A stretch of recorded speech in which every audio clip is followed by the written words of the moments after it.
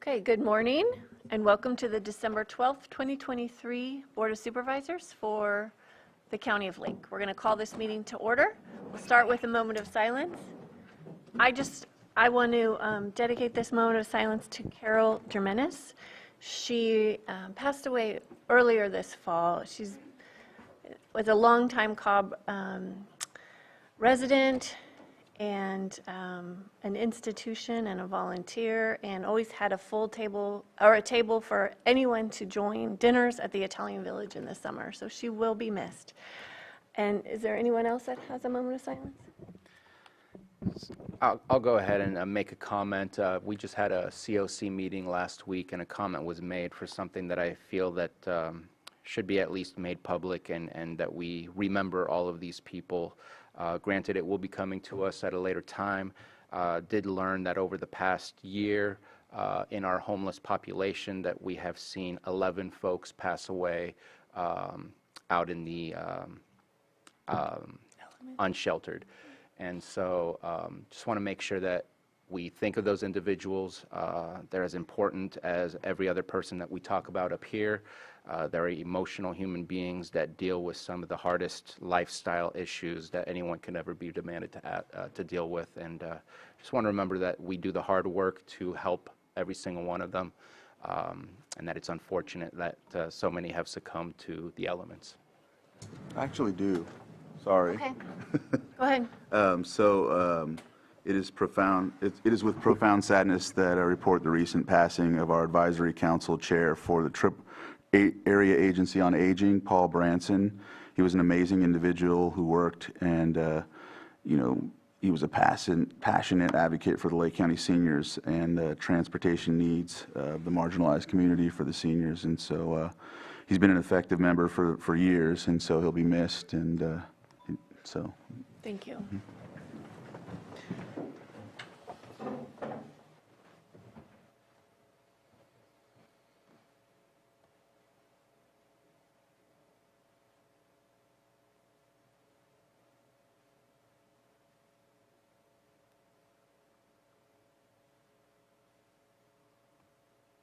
Sheriff Howe, do you want to lead us in the pledge?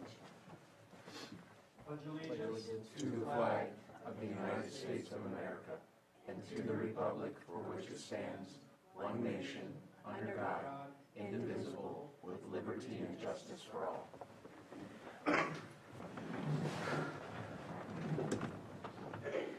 Do we have any extra items not appearing on the agenda? We have no extra items today. Okay, we'll move on to approval of the consent. Do we have any items that need to be pulled? Supervisor Spatier? I'd like to pull items 5.5 and 510 for further discussion. Okay. Does anyone in the public have any items that they wish to pull from the consent agenda? Not seeing any in the chambers. Let me check the Zoom room. Yeah, you're right. I'm not a panelist. Okay. Thank you.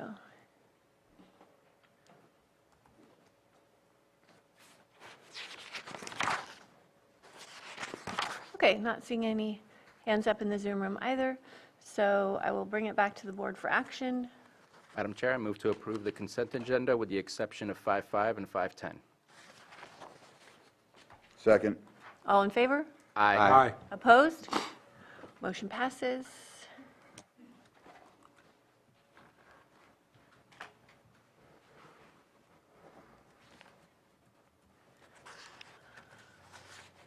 Do we have anything short?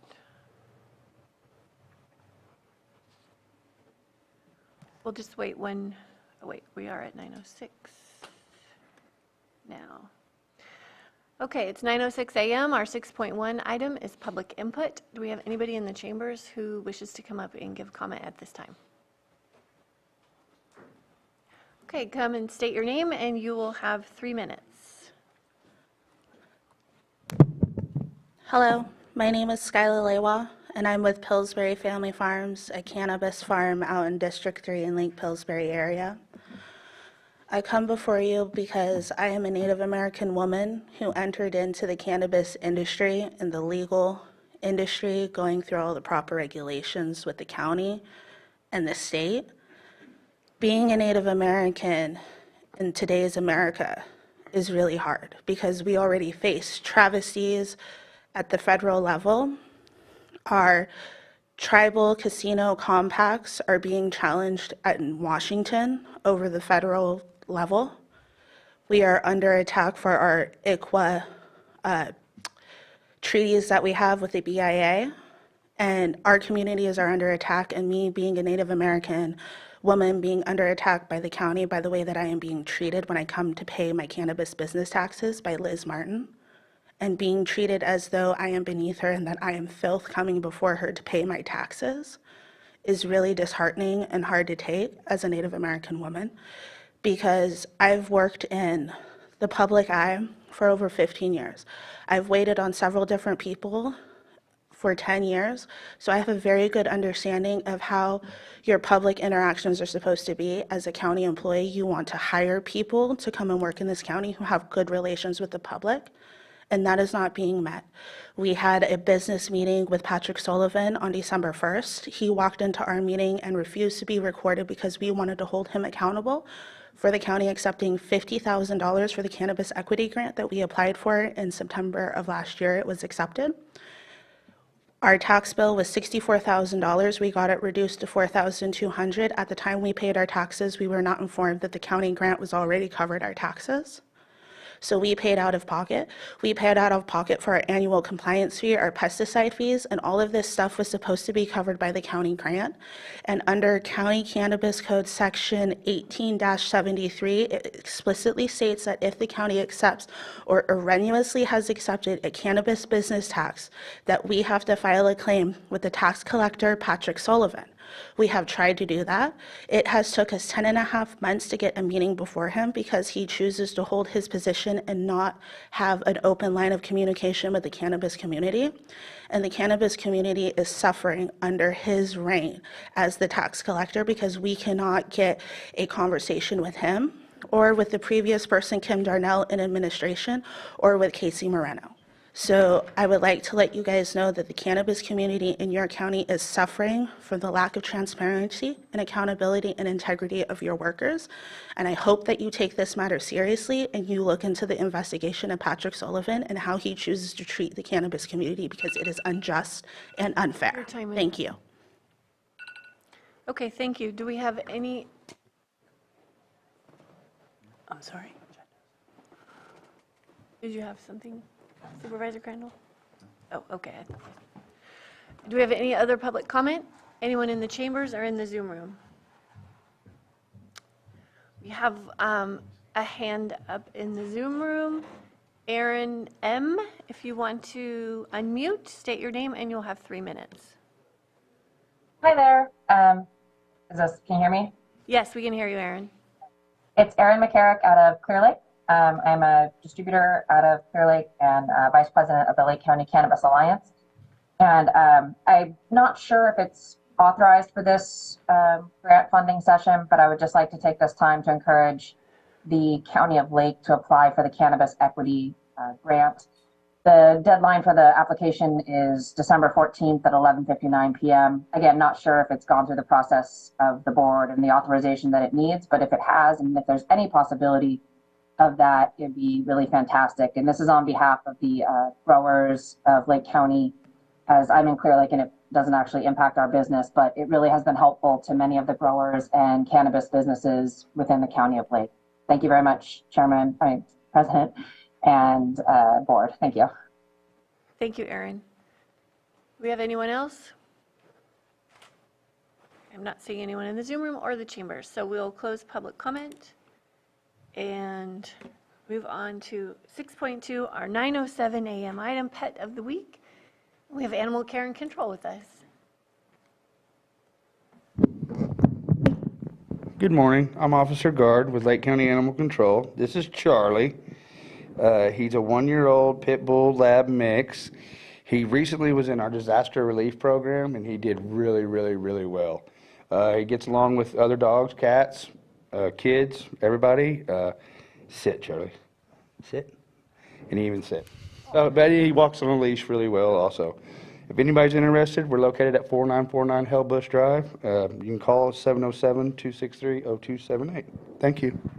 You know how old? Yeah. How old? 1 year. 1 year. He's one. Very nice. Yep, but he's a good boy. You guys have a wonderful day. Thanks for coming.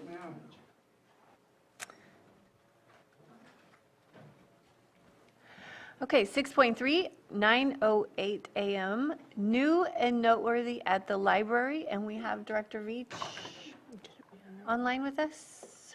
Yes, there he is. Thank you. Yes, I'm Christopher Veach, County Librarian, and thank you for giving me just a few minutes to talk about what's new and noteworthy at the library. Let me see if I can share the image of the book that I have this week.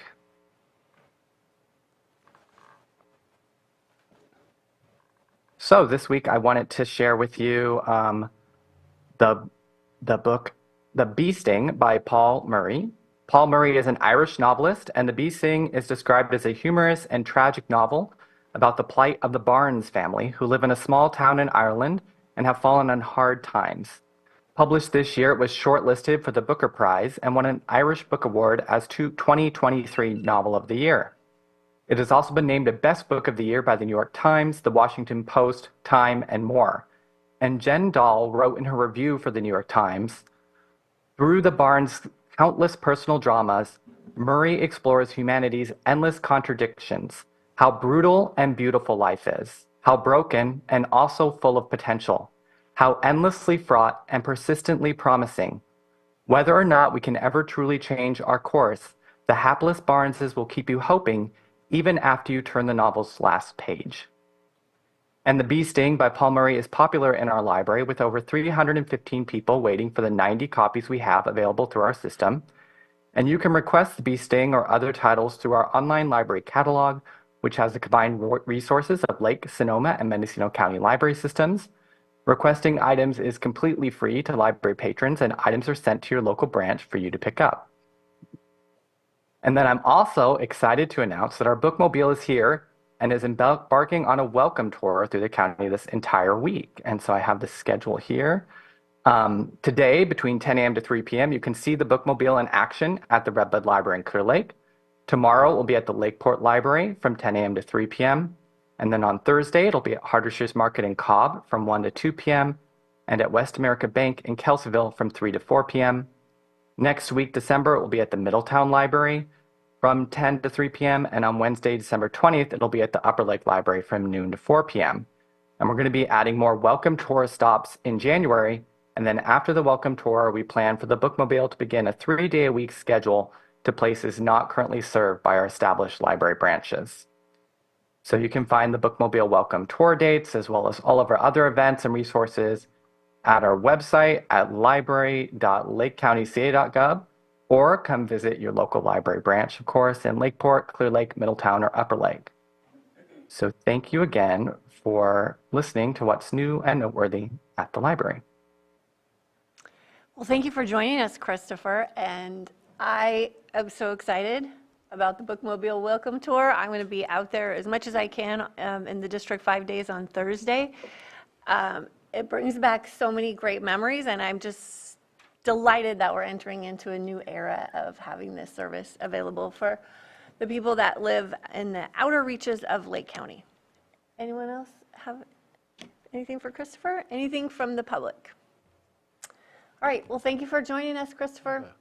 Oh, sorry, we have Supervisor Spudge. I just have a quick question. I love these new and noteworthy at the library. Wondering if we can make copies of this and use it on PEG, if you're okay with that, Christopher?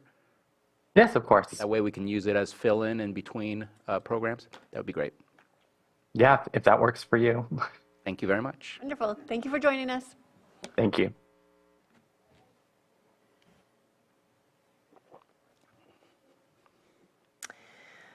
.4, 9:15 a.m. item, presentation of the crop report, 2022 crop report.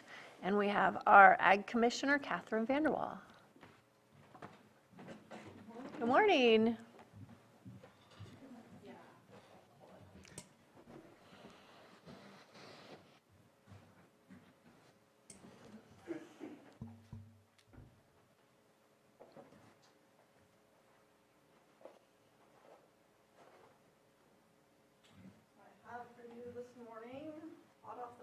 as of yesterday, our official printed copies.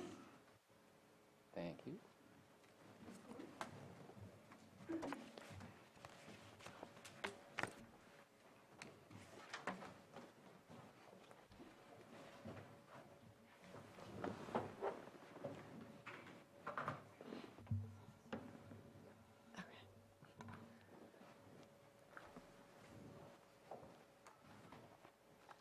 So good morning, Catherine Vanderwall, Agricultural Commissioner. So this morning I'm here to present to you our 2022 Crop and Livestock Report. Sorry, I get adjusted here. So I'd like to thank my staff, Avella Gayton, Sam Upton, and Janice Luke, in helping gather the information and compiling the data that's presented here today, as well as the industry who provided their information. So the 2022 crop report, the estimated gross production value for 2022 was approximately $107 million. This represents a 28% increase from 2021. So some things to note for 2022 is that our nursery and timber production were down. In 2022, we had 0 people registered for the industrial hemp program, so there were no participants in the program.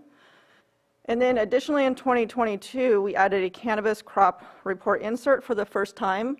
So this reflects the 2022 production square footage for both mixed light and outdoor cultivation.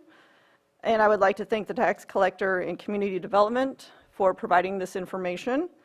Going forward in 2023, my office is looking forward to working with the cannabis industry to expand on the data that we're going to include and provide. So this will hopefully kind of something that mirrors the traditional ag as far as gross production values and really kind of tease out the different categories instead of just having the square footage listed. Okay, next. Yeah. Okay. Sorry. I know I had a long introduction. So just kind of going through some of our old crop reports, I thought it was just interesting to take a look back. What were things like 50 years ago? So I picked out some of our main commodities that we still produce here in the county today. So 50 years ago, looking at 1972, our pear acreage was 7,000 acres. Wine grapes sat at 270 acres. Our walnut industry was 9,600 acres. Our field and seed crops, so that includes pasture, hay, wild rice, any other type of grain crops, was about 181,000 acres. And our cattle and calves were about 9,500 head. Wow. How do I go to next? No, it's not working. Oh, that's okay.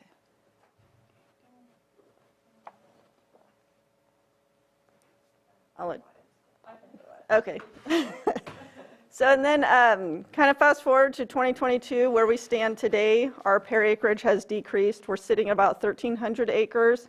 Wine grapes has obviously increased. We're about almost 11,000 acres. Our walnuts, field and seed crops, and cattle and calves, all those numbers have decreased as well. Walnuts were now about 3,500 acres. Field and seed crops is about in half at 91,000 acres. And our cattle numbers are about 1,600 head in the county. Next. So this graph just kind of shows the 50-year comparison with 1972 being in green, and then the blue represents 2022 numbers. I did not put the field and seed crops in this graph because the numbers were so large, so it drastically shrank everything else down. Next. And then last year, I presented this same graph, but it was a 15-year gross value comparison. I expanded it out a little bit this year. So this just shows, the overall gross value each year for the county. As with any industry, you have your peaks and your valleys. It just kind of goes up and down. So I'm just going to continue keeping this going, just so we can see the overall trend as the years go by. So our top 5 commodities for 2022. Go ahead, go to the next one. Sitting in at number 1 is our wine grapes at about $84 million. Number 2, despite our small acreage, is our pear industry at about $16 million. Number 3 is our field and seed crops. As I mentioned, this is like pasture, hay, and other grain crops, and that's about 2.2 million. Our number 4 commodity is cattle and calves at about 1.5 million. And then our last number 5 one is miscellaneous livestock. So this includes goats, sheep, hogs, meat, birds, and that type of animals. And that's 763,000. So our cannabis production, again, this information was compiled and gathered from both community development and the tax collector's office. So this gives the square footage that they had on record for 2022 for mixed light cultivation and outdoor cultivation. And as I'd mentioned earlier, going forward in 2023, working with the cannabis industry to expand that section to include gross production values, as well as the different categories. Does the board have any questions? Supervisor Green? Yeah, just a compliment. I know it's bare bones, but to see cannabis included in the crop report is very exciting.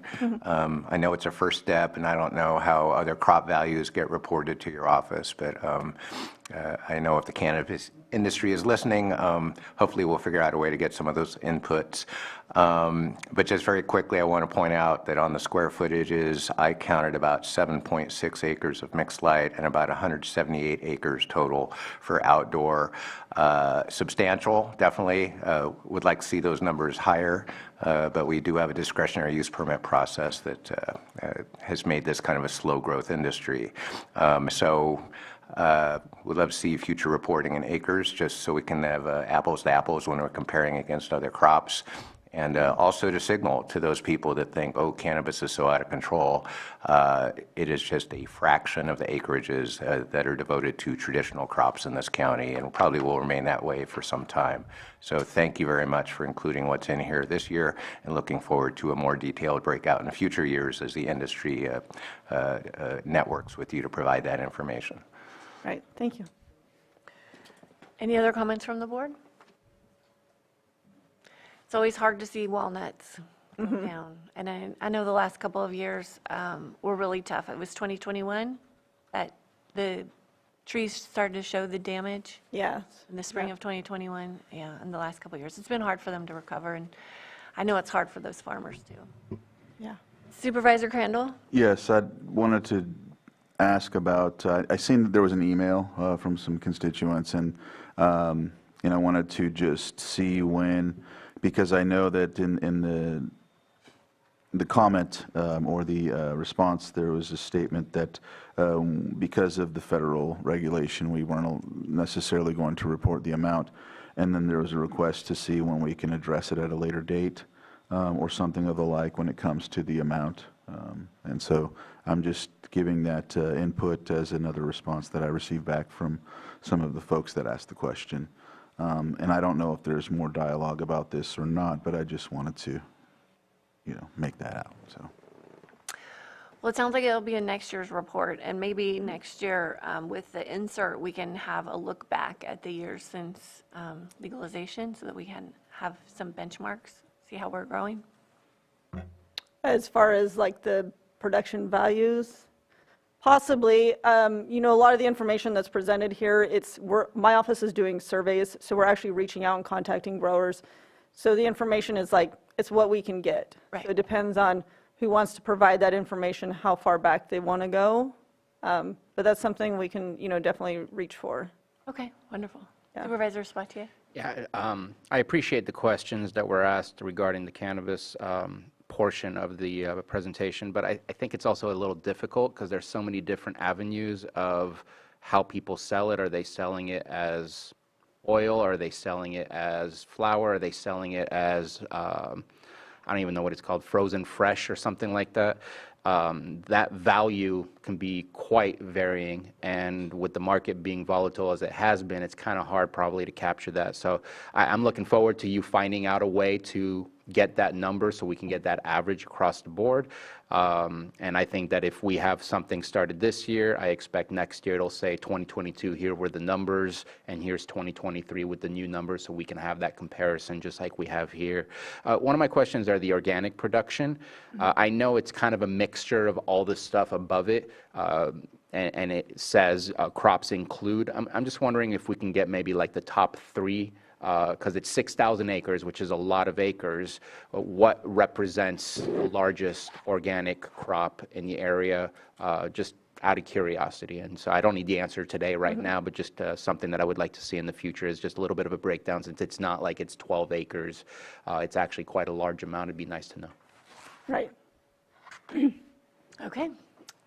Anyone from the public? The vegetables went up 1.8 acres. Went up. They did. Erin has her hand up. If you want to unmute and state your name, and you'll have 3 minutes. Thank you. Erin McCarrick, Clear Lake, Vice President, Lake County Cannabis Alliance. Yeah, thank you for including cannabis as the numbers in there. And thank you for the work that the CDD and the Ag Department and the board and the Community Development Department has been doing with cannabis to integrate a little, more closely with Ag and embrace it. So thank you all for that. And the president of the LCCA and NARA being on the task force have helped make those connections, Jen Smith and Nara Del Baca. So thanks to them as well. I was actually going to say what Supervisor Green said. So if next year it could be reported in acres, 7 million looks like a lot, but it's only 178 acres. And 178 of outdoor plus 7.6 of mixed light is about 1% of the wine grapes right now. So if it's possible to report in acres next year, that'd be awesome, because it looks very overwhelming to see the number 7 million. Thank you. Okay, thank you, Erin. Do we have anyone else in Zoom? All right, not seeing any hands. I'll bring it back to the board. Any other questions before we move on? All right, well, thank you so much. Thank you. Appreciate your report every year. Great. Thank you.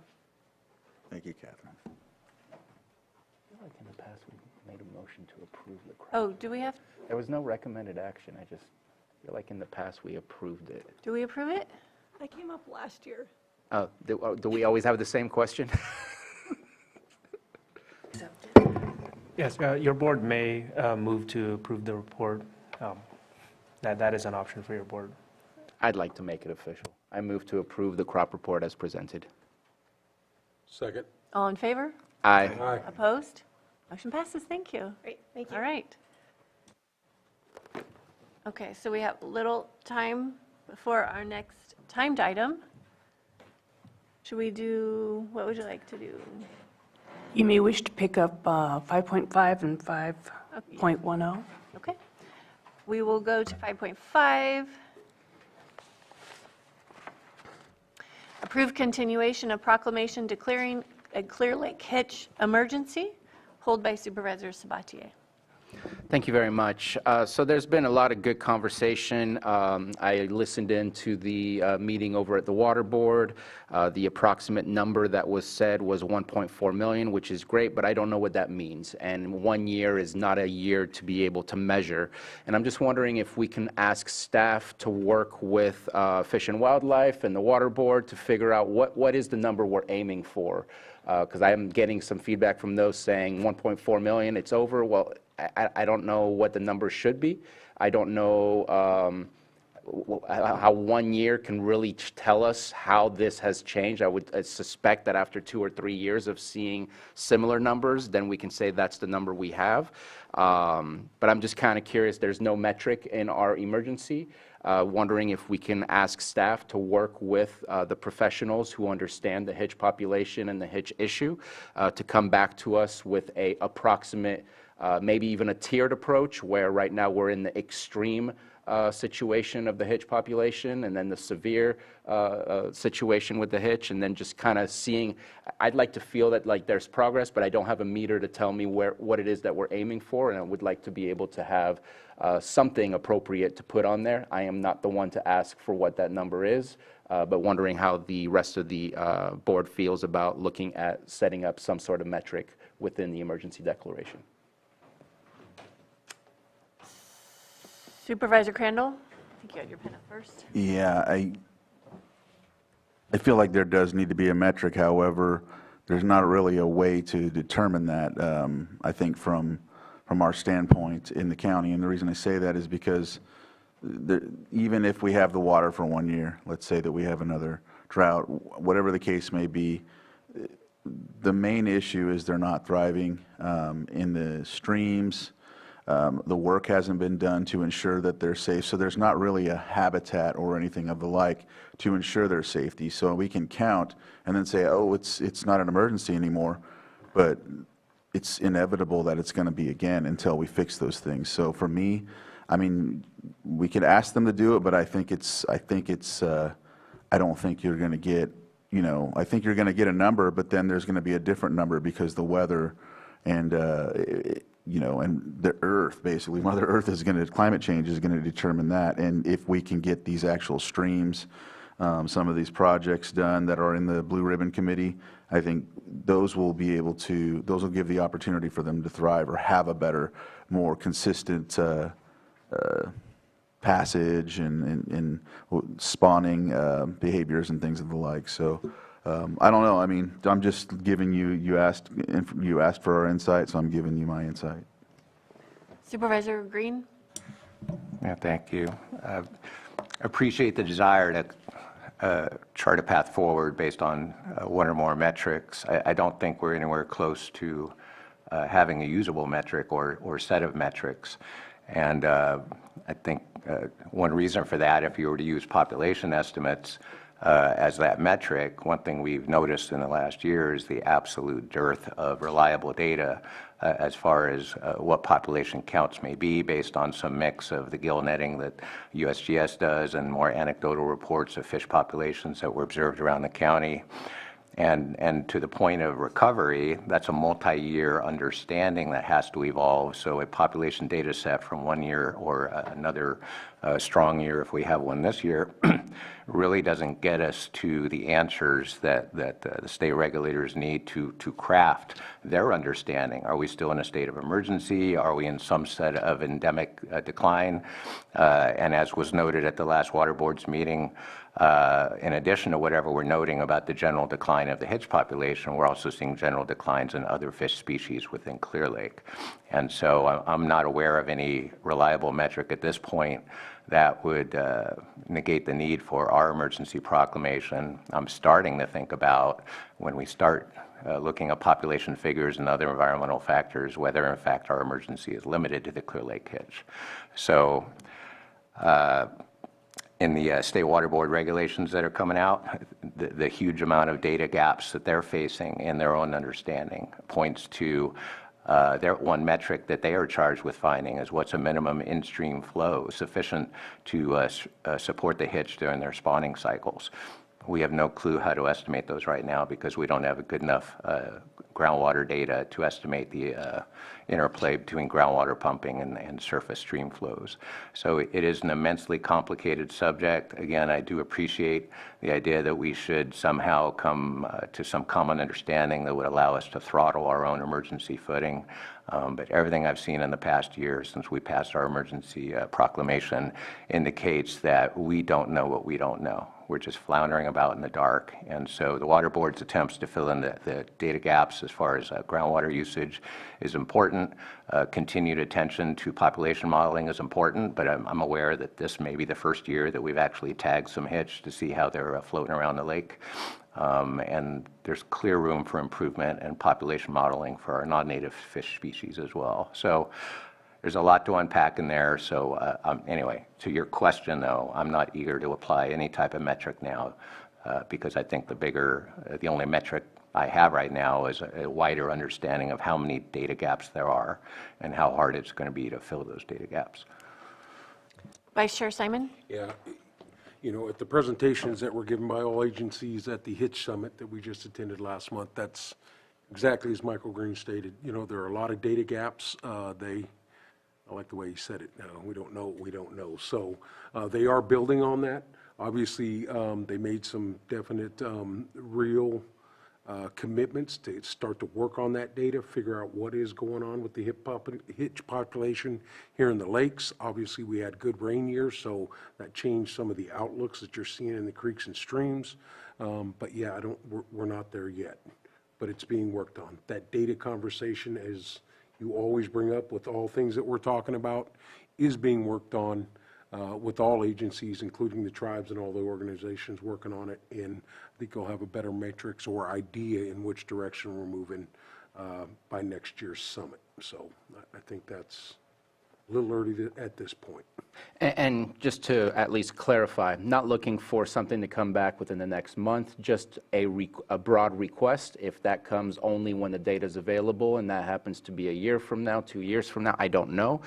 There's just nothing in the, when people hear 1.4, I'm getting phone calls of, what does that mean? Is it over? And the answer is, this is a 1 year's worth of data. There's no way to know that where we are is this data we missed last year? Is this new data? It has to be over the course of 3 to 5 years, or whatever the case might be, that you can see some stability rather than having one number that looks large and having questions. And so if we can get to the point of creating some sort of metric, which again needs to be done by those who are experts in those fields, not me, that it would help to at least identify for those who read our proclamation to better understand what we're aiming for, and maybe what some of the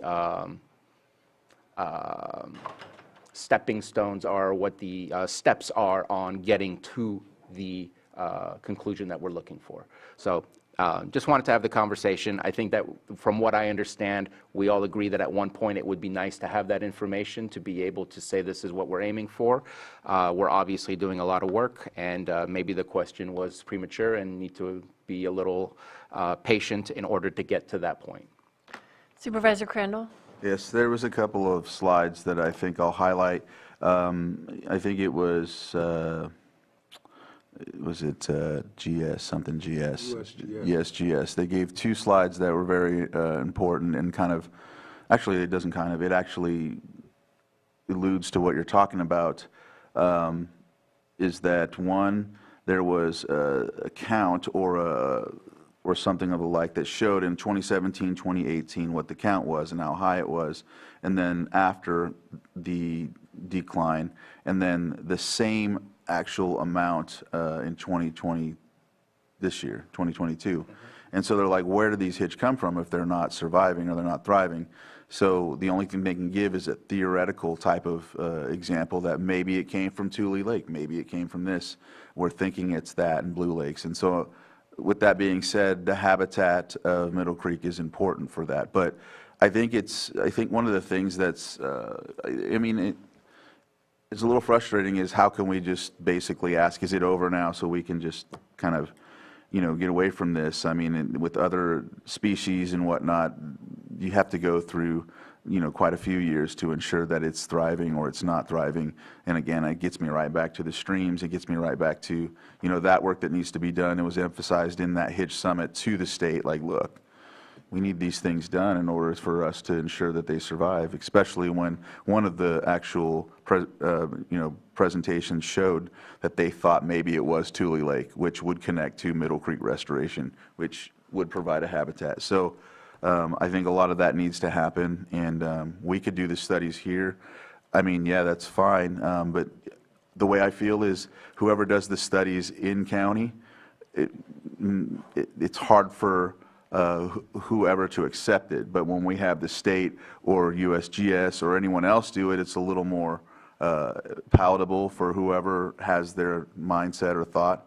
So it's unfortunate it's that way, but that's at least what I've gathered and seen, if that makes sense. So, yeah. And just the last comment, the USGS even stated that the only data that they started collecting, I think, was in 2017. But 2017 is not a baseline, because that's already after a decline has occurred over decades. And so I don't see us necessarily asking. I think we're waiting for folks like USGS what is the baseline that we are aiming for, because obviously 2017 was way late in looking at what the population is, especially since it was put on the threatened species list in 2014, which means the decline was way before that. And just out of curiosity to better understand, and so that folks, when they see a number, let's say next year for what happened in the spawning season, they can make a comparable saying, yes, we are at 2.2 million maybe this year, but we're aiming for this. We're not aiming for 2.2 million. So we'll get there when we get there. But just, again, wanted to be curious about if we can make that request. So. Okay, do we have anyone from the public? No hands up in Zoom and no one in the chambers. We can bring it back to the board for action. So I'm just wondering how there can be a report back to the board from what you learned at the summit, what was shared at the summit, because we do have this emergency, and it would be a perfect opportunity for the rest of the board to be informed about what steps have happened since last year. We did have a report about the creek cleanups, so I'm just wanted to get your thoughts on that, Supervisor Crandall. Well, I think this summit happened, 2 weeks ago? And the next meeting wasn't really ideal to have it, because we had 3 people here. And so, and that would have been something reported out in our calendars. And so, as you know, last week with the situation, we weren't able to do that either. So, I mean, if you do want to have that, I mean, that's not a problem. We could probably invite Luis Santana, who would be able to better, explain as well. We can give our point of view as, what we talked about, and some of the commitments that were made by the state and other governments. But what I do know is it was a lot more smoother than any other meeting we've had when it comes to the hitch. So that's a good thing, So, yeah. So I mean, I think too. That talking with Luis, who is set the whole thing up on that end, would help outside of previous to having this report. That would be a good thing. So, I mean, if you want to schedule it, we could schedule it and just give a report out, Alternatively, I know we had staff there, and I think just for a short catch-up bullet point item. I think, not to task them, they have so much on their plate right now, but they would be able to report out. And I'm only doing that in defense of Luis, who is a blue ribbon, and he was very present, but meetings are not his favorite thing. So I don't want to necessarily put him on. He's come and reported to us before about it, so it shouldn't be an issue. And I know that Supervisor Sabatier, you mentioned a baseline of 2017. I mean, Ron Montez, the elder, mentioned a baseline, which was, a flourishing amount of hitch in the past. And then when they started, there was a specific amount. It probably wasn't as many as before. And so I don't know how we determined that baseline. USGS seemed to not even have really an answer to that either. It was just a theory. We think it came from Blue Lakes, and maybe too, you see what I'm saying? So there's really not a way to establish that unless, they have some other, whoever else has some sort of data or whatever the case may be. And it wouldn't really be fair to start a spot, and then that way we can determine that it's not an emergency anymore when we have a specific amount now, when, in the past, we would have to find some historical data or something that shows an amount. The only thing we have is oral, or someone else's own study or count, but then again, are they actual fish biologists or whatever the case may be? So it's complex, Okay. All right, ready for action? If there's nothing further, Madam Chair, I move to approve the continuation of the proclamation declaring a Clear Lake hitch emergency. All in favor? Aye. Opposed? Motion passes. And we are at 9:45 for our next timed item. 6.5, 9:45 a.m., public hearing, consideration of an ordinance amending Article 10 of Chapter 2 of the Lake County Code. And this is admin. Madam Chair, we respectfully request to continue this item till January 9th at 9:45. Okay, any comment from the board? Any public comment? Okay, I'll bring it back to the board. Supervisor Sabatier. Just as a clarification, Article 10 of Chapter 2 is the purchasing ordinance. Yes. Okay, just wanted to clarify that for the public and the board, since I had to ask that question myself. And further clarification, the staff memo mentioned a February date. February 6th. Yes, but we believe we can bring it in early January. All right.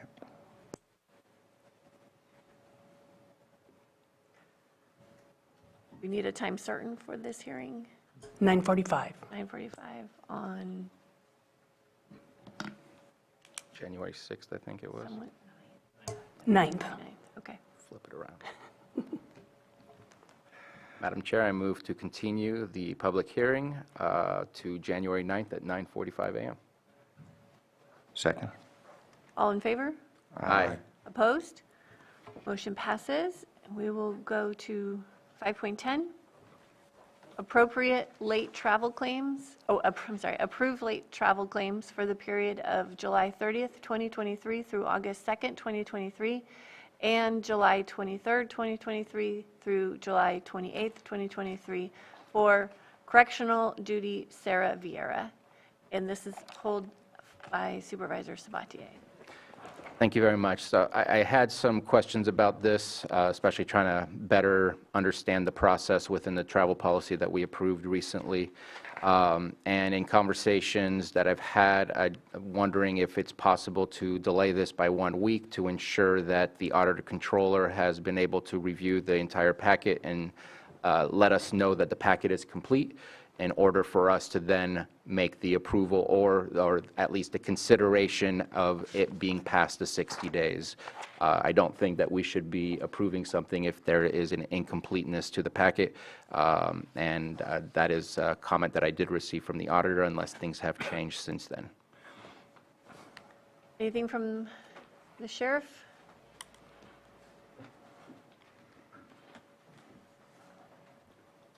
Sheriff Rob, I have no problem continuing this next week to answer those questions. Okay. Thank you. Any public comment? All right, then I'll bring it back to the board. I just want to continue it? Okay. We don't need action on that. Thank you, Sheriff. Thank you, Sheriff. Okay. We will continue this item and Next week? next week.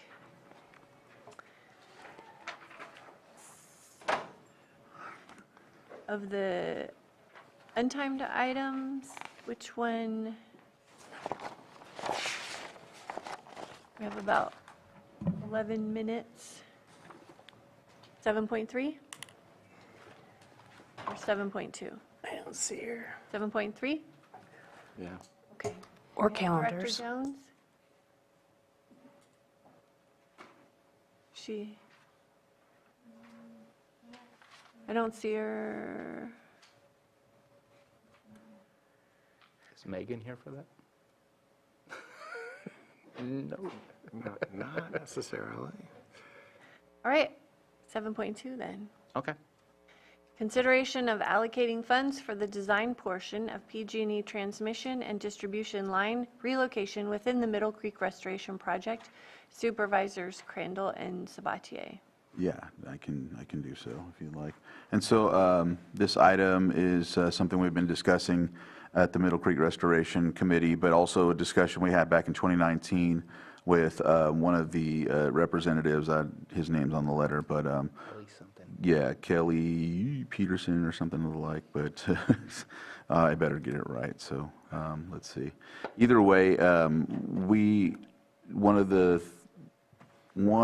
the requirements that we have is to work with PG&E. As you know, David Kelly, requirements is because the towers within the project need to be raised.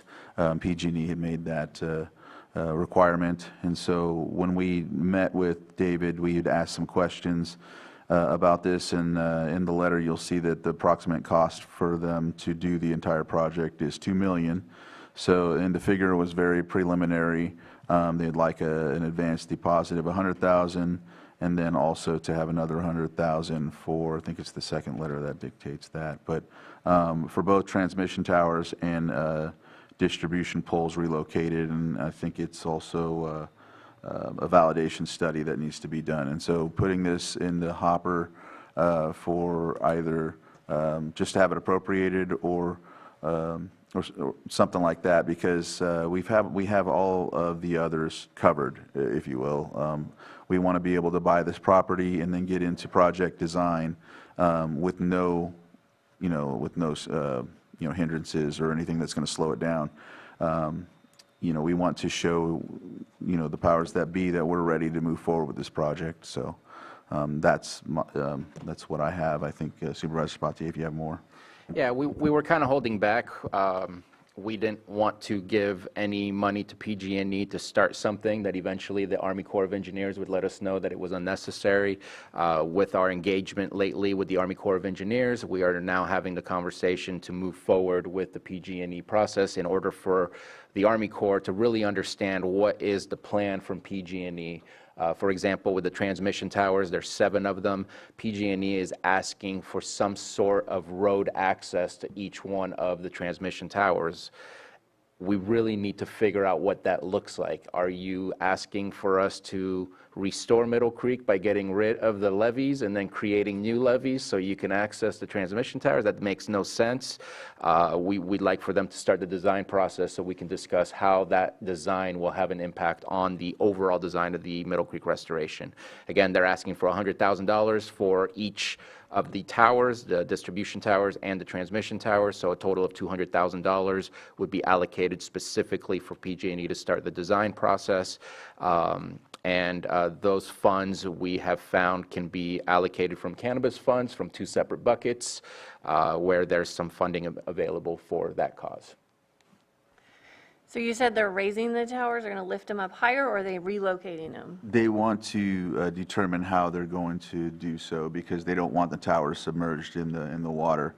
Even though if one of the levees break, it may happen, and we've still not got an answer from them on that. And we've also established with them in a discussion that they're saying they're doing maintenance, and we haven't seen it. So either way, it's a requirement, and so we really have no choice when it comes to that situation.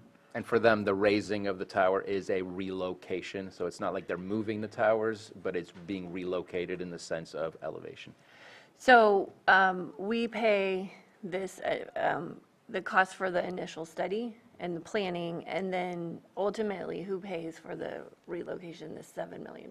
Is that PG&E or is that us? Or is that yet to be determined? At this moment in time, unless Scott DeLeon or Marina is online to correct me, unless Supervisor Crandall knows better than me as well, I believe that it is a LERD, a local... LERDs. Local, basically, we are the ones that have to produce the funding to make that possible, but I think our LERD percentage is 25. So we would be looking at finding 25%. For the entire project, it's going to be 25%.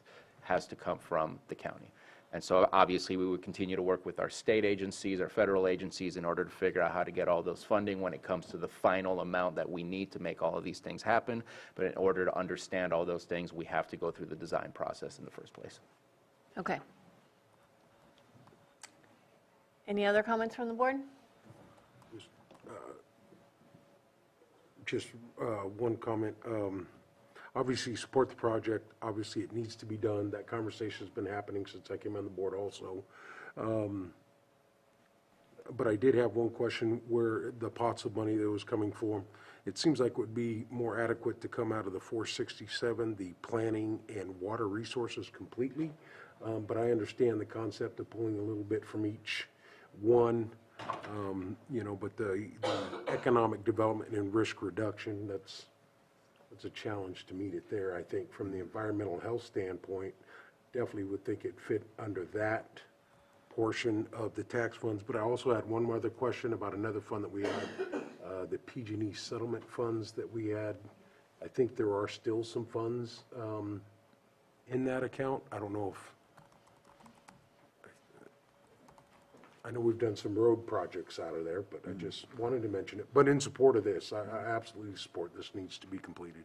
Stephen Carter, Assistant County Administrative Officer. From the PG&E settlement funds, there is about, I believe, $3 to $4 million left. It's in our disaster budget unit. So any disaster comes down the line, we don't have to request state for advancing funds in that environment, but that is theoretically still available. Okay. Those are just some questions I had, so I just wanted to talk through all three of those pots of funds that we have. All right. Anything Thank else, you, Stephen? LERD stands for Lands Easement Right of Way and Disposal. LERDs, yeah. That's local. Yeah.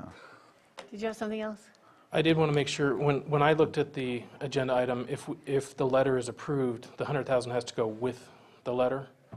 So we can make that happen right away and then bring said funding sources back at mid-year to replenish wherever we make the payment from, which would probably be Budget Unit 1781, Special Projects. Okay. So Vice Chair Simon, we can look at that in February? Yeah, I'm fine with that, yes. Okay. Supervisor Green? Yeah, I just wanted to echo what Vice Chair Simon was talking about. The only question I had was the buckets of money and supportive of this moving forward. Okay. Supervisor Sabatier? And just as a quick explanation, appreciate the looking for other fund opportunities that we have in order to pay for this. But the entire Middle Creek Restoration Project also ends with the words flood control. And so I see that as a risk reduction, hence why that bucket I felt was appropriate to look at. Okay. But either way, if wherever we find it from and getting that support is really what matters today. Okay. Anything from the public? Do we have anyone in the chambers or in the Zoom room? And I am not seeing any, so I will bring it back to the board for action. So, quick question. Do I just change our recommended action to the allocation of $200,000 and not specify from cannabis taxes? At this stage, are we just doing the 100,000 or are we expecting 200,000 before the end of the year? Because it can go through the normal process for the second half depending on timing. I would like to move forward with the 200 so that each one of those, the distribution. Just ready to go. Yeah. That works. Okay. And we could always put some money back in other areas, just again, doing whatever we do in February to move things around to make sure that things stay whole. So to make that transparent, wherever we make the initial payment from would come out of general fund dollars. At mid-year budget, we would do the budgetary actions to transfer cannabis funds over to where we had paid it from, thus replenishing with cannabis funds. And depending on what your board decides, we can do 100,000 out of the risk reduction and 100,000 out of water resources, or whichever you decide. And that specific decision would be in the mid-year as to what is Correct. replenishing the general fund? Correct. And it can come from the PG&E if that's the decision that we make as well? It is possible, yes. Okay, so at this moment in time, we could just leave it blank and just say allocate $200,000? We'll make it specific at mid-year so that we have a conversation. Okay, perfect, thank you. Madam Chair, I move to approve the allocation of $200,000 for the PG&E deposit needed for the Middle Creek Restoration Project. Second. All in favor? Aye. Opposed? Motion passes. Thank you. Thank you. Wow, what's going on out there?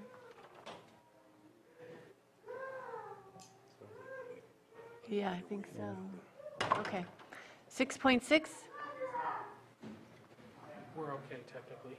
Okay, 10 a.m. item, consideration of rescission of tax deed hearing for property located at 4402 Ridge Road, Clear Lake, California, 95422, APN 040-121-070. We've got our tax collector, Patrick Sullivan, present.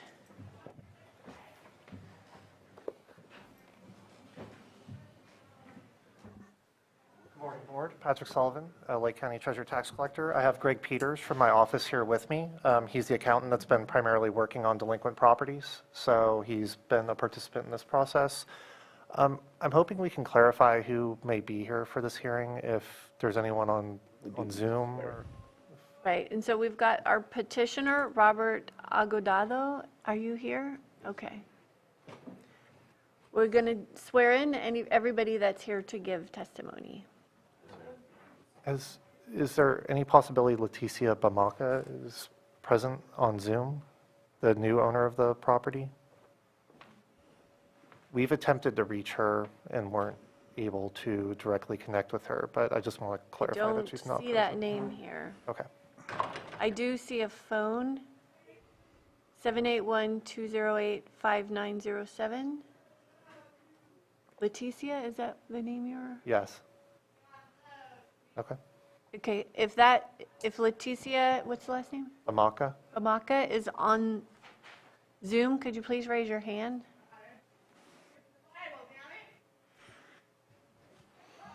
Okay. I'm not seeing, yeah, All right. Okay. So if you're going to speak on the hearing with your right hand raised, do you solemnly swear that the testimony you're about to give will be the truth, the whole truth, and nothing but the truth? Yes. All right, thank you.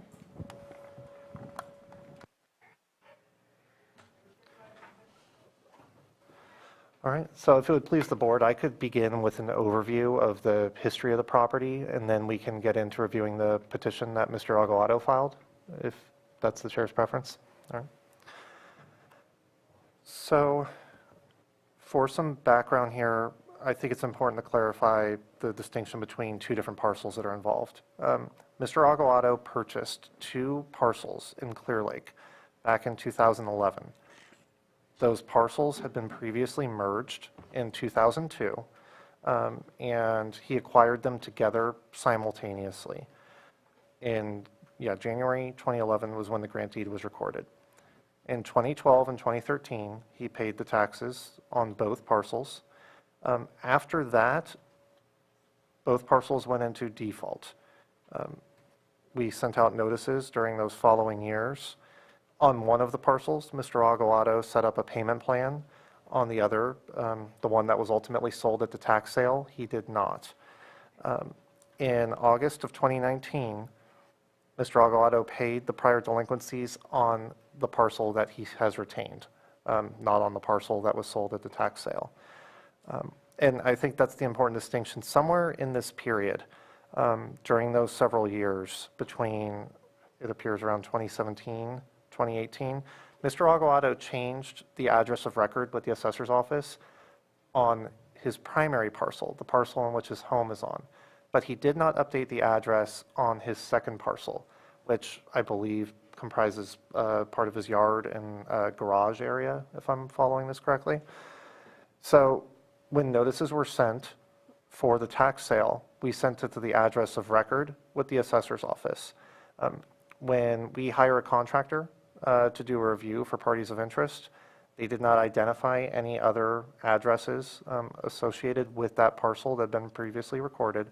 So the notification went to a P.O. box that my understanding was no longer in use at that time.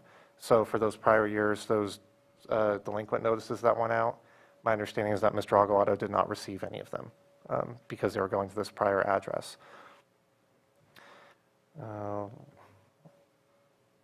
So prior to the tax sale, we sent that notice. We published in the newspaper, published online. Ultimately, it sold in June of 2021. The minimum bid was $1,700. It ultimately sold for $2,200 to a company named Seized Assets LLC. In November of 21, just a few months later, it actually sold again. Seized Assets flipped it to a new buyer, Leticia Bamaka, and we have been unable to reach her. We attempted to reach her via certified mail. Mr. Peters did a search on Accurate in our office and using some of our other databases trying to locate her, but we were unsuccessful in doing so. We found a phone number that was for a relative, attempted to make contact that way, but we have not had success. So at this time, I don't know if Ms. Bamaka received notice of the hearing, but we did make all required efforts to reach her under the Revenue and Taxation Code. So, yeah, so that's the history of the two properties that I think are at issue here. And I think it's important for the board to understand that in the context of what the petition was filed for. And I don't know if it's what's appropriate this time, if Mr. Aguado would speak and present his. Okay. Sure. Do you want to come up to the microphone? Good morning. Good morning. You can state your name and... My name is Robert Aguado. I'm the owner of 14390 Ridge Road. Okay, and do you have your case that you'd like to present to us? Everything they're saying is correct, other than the fact that it was sent to a P.O. box that I had changed to a mailbox, which is 14390 Ridge Road, which is in front of my house. Never received any notice that the house was being for sale for anything. At the time,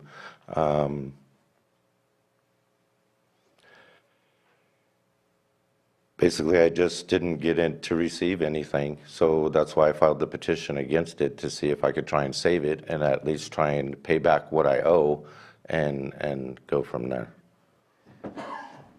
So did you receive property tax bill for your other parcel? Yes, ma'am. And is that paid up to date? Yes, ma'am. And do you have other properties around? I do have another property at 15592 39th Avenue, and that one is paid up also. And then I do have where they reassessed the property, and now they've given me, they went back 5 years. When I purchased the property in 39th Avenue, it already had the modular on the property when I purchased it. And I guess it was just assessed as land only. And now they're saying it's assessed with the modular on there, and they reassessed it and gave me 30 days. So I am delinquent on the one payment for the 30 days that they've given me to try and pay $500 and something. But I went upstairs and talked to them yesterday. So did it, if you're not receiving the tax bill on a regular basis for the second parcel, wasn't that something that concerned you, that maybe? Yes, ma'am. At the time, I didn't understand that it was two parcels like that. Yes, I did pay it, but I guess I just didn't stay up on top of what exactly that I had to do. This is only my second house that I purchased. My first house I purchased in 2000, and I was taken away from me in 2010 from the Countrywide whole mortgage thing that got messed up. I lost my house there, moved up here. My wife was in an accident. She was hit head on, broke both her legs, and she does walk now. But with the money we had, we did purchase the other house. And the house that we purchased on 14390, she was in an accident previous before that and was hit blindsided at a red light. And we used that money to purchase the house on 14390. So are all the other properties paid up to date? Yes, I believe Mr. Aguado is correct at this point. The other properties had been delinquent in default and, for instance, may have gone to the tax sale in some cases, but in all of those cases, they were redeemed before the sale, before the deadline, and all delinquencies afterwards were ultimately paid. So during the period in question, I think that may be some of the confusion, is that multiple properties were delinquent, but ultimately all of those other delinquencies are now satisfied. Okay. Supervisor Spatier? I just wanted to make sure that we stayed on the topic of the agenda item, which is this specific property that we're speaking of. I think other activities on other properties would be, I would be cautious to having the conversations and using that as a basis for our decision. Well, I think if you're getting notices in the mail and you understand that you have to pay your property taxes on a regular basis, that's why I was asking that.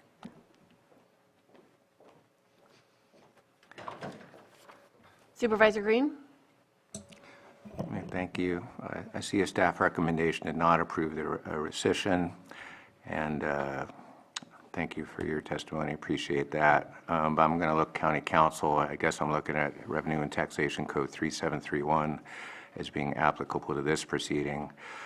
And whatever lack of notice was given about what was due or not due on that property, I do note that the buyer of the parcel is not here today and has not been contacted by staff.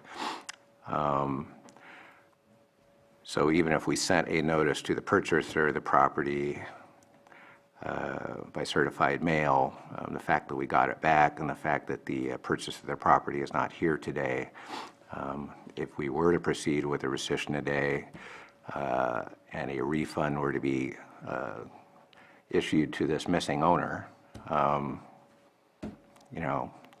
as sensitive as I am to your plight and not having adequate notice, I'm also sensitive to the purchaser of that parcel and their right to have some understanding that this proceeding is going on, and some understanding that if we did do a rescission and issue a refund, there's somebody there as opposed to just sending a check to a P.O. box that's going to come back, and eventually the state controller will get a handle on it. So do we have a dollar figure for what the refund would be if the rescission were approved today, and if interest would apply? So that's actually one of the problems with this situation. It's pretty complex because a sale did occur. There was a bona fide purchase for value after the sale completed.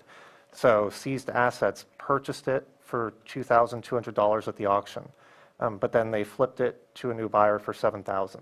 So as far as our office is concerned, the maximum refund that would go out would be the $2,200 that we received. So she would only get $2,200.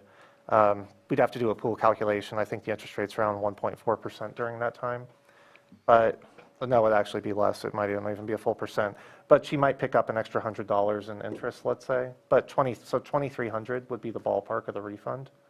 So what would be the claim of the new property owner then? If it already got flipped, we could rescind the sale. The intermediary buyer would have no right to have sold that property. So we have another property owner downstream of this who has. I mean, I would be careful to comment on that because that would be an issue between the new purchaser and the buyer at the sale. If there's some sort of action for recovery, we would only the maximum refund that we deal with is what the county received. And I mean, to be frank, we haven't encountered this situation. I've looked in other counties and seeing a circumstance where a rescission happens after it has been sold to a new buyer. I haven't been able to find an example of it. It doesn't mean that one doesn't exist. I'm just unaware of one, and I haven't been able to see one. But I think if you were to read that statute as allowing this to happen, I would imagine that your board would direct us to refund Leticia Bamaka and not seized assets. Otherwise, Ms. Bamaka would end up with nothing. The property would be lost and she'd be out her whole $7,000. We have Supervisor Sabatier? So Mr. Aguado called me, I don't remember exactly when, sometime last year. It was about a week before the deadline for submitting an appeal. He pled his case to me. I am his district supervisor. And there was something that came up, so I'm glad that he provided the appeal so we can dig into this a little bit further. So one of the steps that we take when we do a tax auction is to submit letters to all parties of interest. When you have this was my long-lasting question, and I still don't really understand it. How do you merge two properties but still have two APNs? So I'm told that happens. I wasn't aware that that's what are you paying for? This was requested by the city of Clear Lake so he can build a garage, AKA clubhouse, is what it's written in the deed, literally on the line that separates both of those properties. So the city requested a merger so that they can approve to not have setbacks from perimeter lines so that a garage can be built in the middle.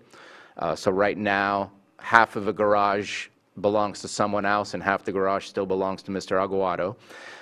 But with the parties of interest, when you have a merger, something in our system is identifying that a merger has occurred. A merger was spoken of by Mr. Sullivan.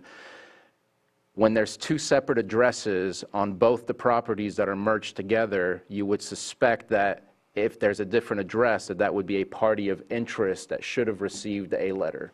No such letter was submitted to the other property address that is connected through the merger to the property that was sold. The legitimacy of selling a merged property is very possible. That's done. But to me, we missed one step, which was to identify a separate address on two merged properties and ensuring to submit a letter to let the other property owner, because maybe it's a partnership and it's actually two different people. Who knows how things can happen. But here, two separate addresses and only the one that kicked back and nothing was received because the P.O. box doesn't exist, but the other one that's connected through the merger, no such letter notifying them about the tax sale was ever submitted. Therefore, in my opinion, Mr. Aguado was never made aware through the correct process. Because of this, I see that as an unfortunate situation to happen. Mr. Aguado is the only one here showing up today. What I would love to do is give him the 45 days that most people are given to be able to respond to a notice that they receive. If he provides us with a cashier's check or a money order to provide the funds that are needed to balance out the records, and that'll be between him and Mr. Sullivan if the board so chooses to. If the funds are provided, then we go through the process at rescinding. I do not want to rescind where Mr. Aguado doesn't pay it up and it ends up just being a tax default that continues. But at the same time, I feel with that misstep, we did not have the right communication with a property owner that is absolutely connected and a party of interest to the property being sold, since it was merged to his primary property, which is where his house is, to the other property that has the garage clubhouse. So if I could respond to that, Supervisor, I do agree if ultimately the board does choose to proceed with rescission, I think the type of solution that you suggested is appropriate. I would not want to rescind and be out the money and start this entire process over if it were to remain unpaid. My concern with the argument that the parties of interest search should have expanded out to the merged lots, I would be deeply concerned about the standard that would set for the county, because we are, as of right now, following the litigation with the city and the state controller's investigation, we're attempting to auction 1,000 properties a year, which I think, as I've pointed out, puts our office pretty much to the breaking point. So that standard you're describing, from my impression, is higher than what's required under the law and other practices for our office. We deal with ranches and other large lots where there's sometimes dozens of different properties attached to deeds, and we're really restricting that parties of interest search to what's in the chain of title. That broader definition of parties of interest, I guess when you start talking about partnerships or implies corporations or companies, that would take us far outside the recorder's index in what we're looking at. And so I think I'm concerned if we apply that standard, we have no ability to go any deeper than what we do. We barely got these notices out in the past in time to do a sale of this magnitude. So if we're looking for this higher standard, I think that would potentially force us to reevaluate our entire structure. That being said, I do agree this is a very unfortunate situation. I wish we could reach a new buyer. It doesn't appear that there's any viable use for this lot for her. The only person that can really benefit from it is Mr. Aguado. It's his yard and potentially a piece of his garage. So, I mean, my suspicion is that this new buyer may not have really understood what she was doing and just bought it from one of these companies that swoops up the properties at the auction. So I am sympathetic to this whole situation. There's, unfortunately, no matter what we do, I don't think there's a good outcome. There's no way we get an outcome that's good for everyone in this. So that being said, I think your board's free to do whatever it wishes, but I will just defend that the practices of our office. I don't think there was a deficiency. It doesn't mean you can't proceed with another action, but I just want to clarify that because it implicates our other sales. So.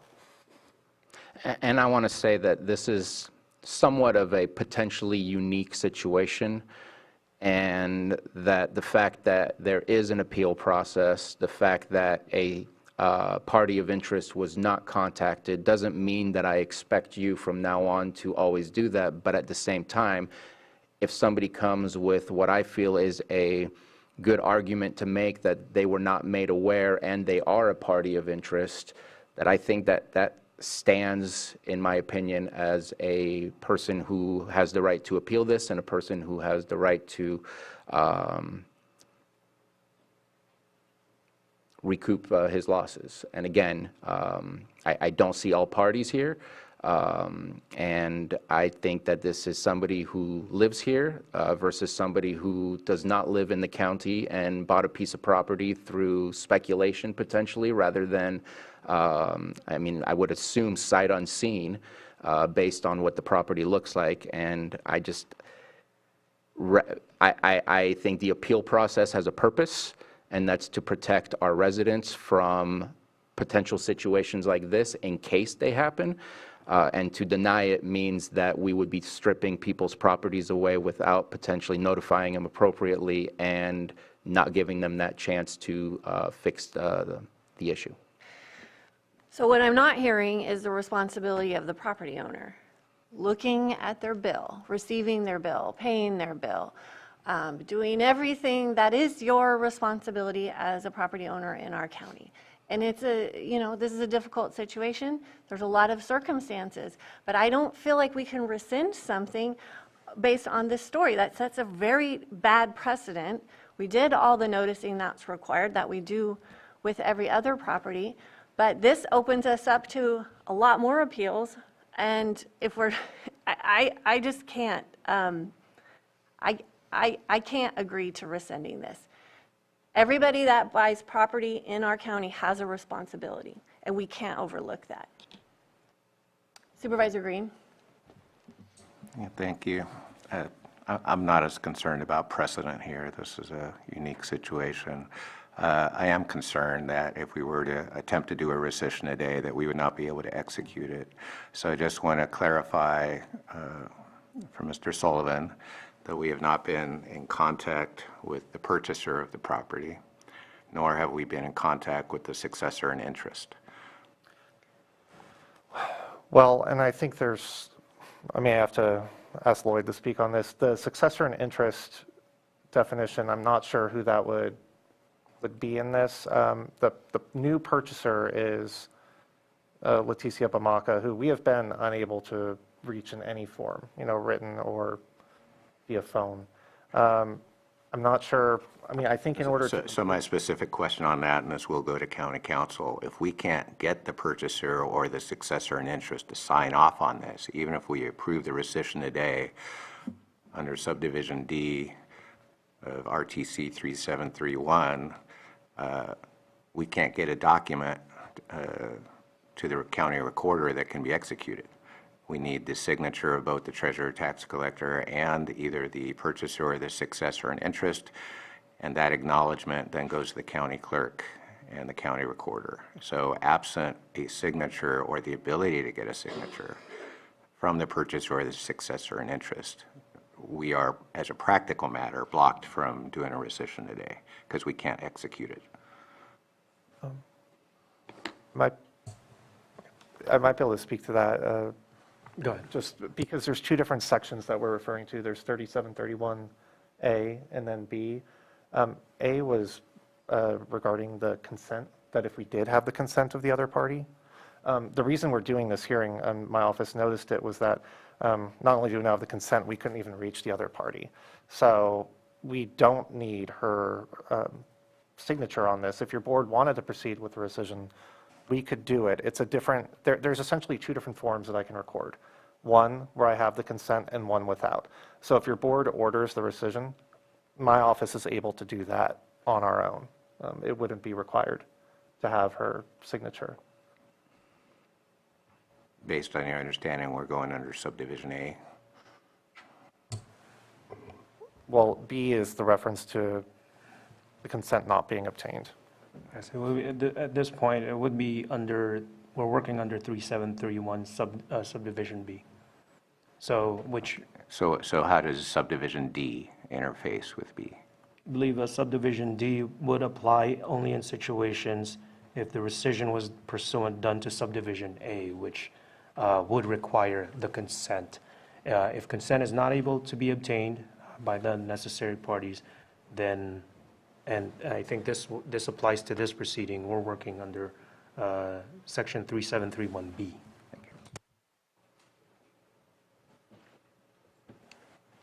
Okay, anyone else from the board? Any comments? Just so, to make it clear, I've also tried to send a letter to the owner. Okay. And got no response. Okay. I would just further highlight again that this is unfortunate. It's truly unfortunate we can't reach the new owner because I really don't understand what value this lot could be up to her. We had hoped that they all could have attempted to reach a solution outside of this proceeding, just because this is an outcome. I mean, this is certainly an unfortunate aspect of tax sales, and one that makes me uncomfortable, with the larger scale sales, is that these tax deeds are imperfect. The new buyer did purchase it from seized assets, but, a buyer should be aware that in that year after the sale, they can be challenged. So, yeah, I don't know why she's not reachable. A family member did come into our office earlier this year and pay a tax bill. But even with that name, trying to track it down, we have just not been able to make contact with her, so. Okay. Did you have anything? No, not at this point. Okay. Okay, so we'll close the hearing and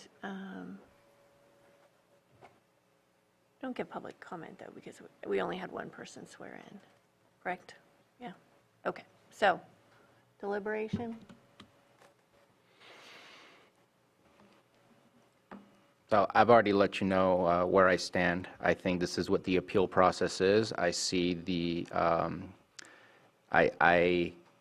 there is a chance given to those who don't pay their taxes to redeem.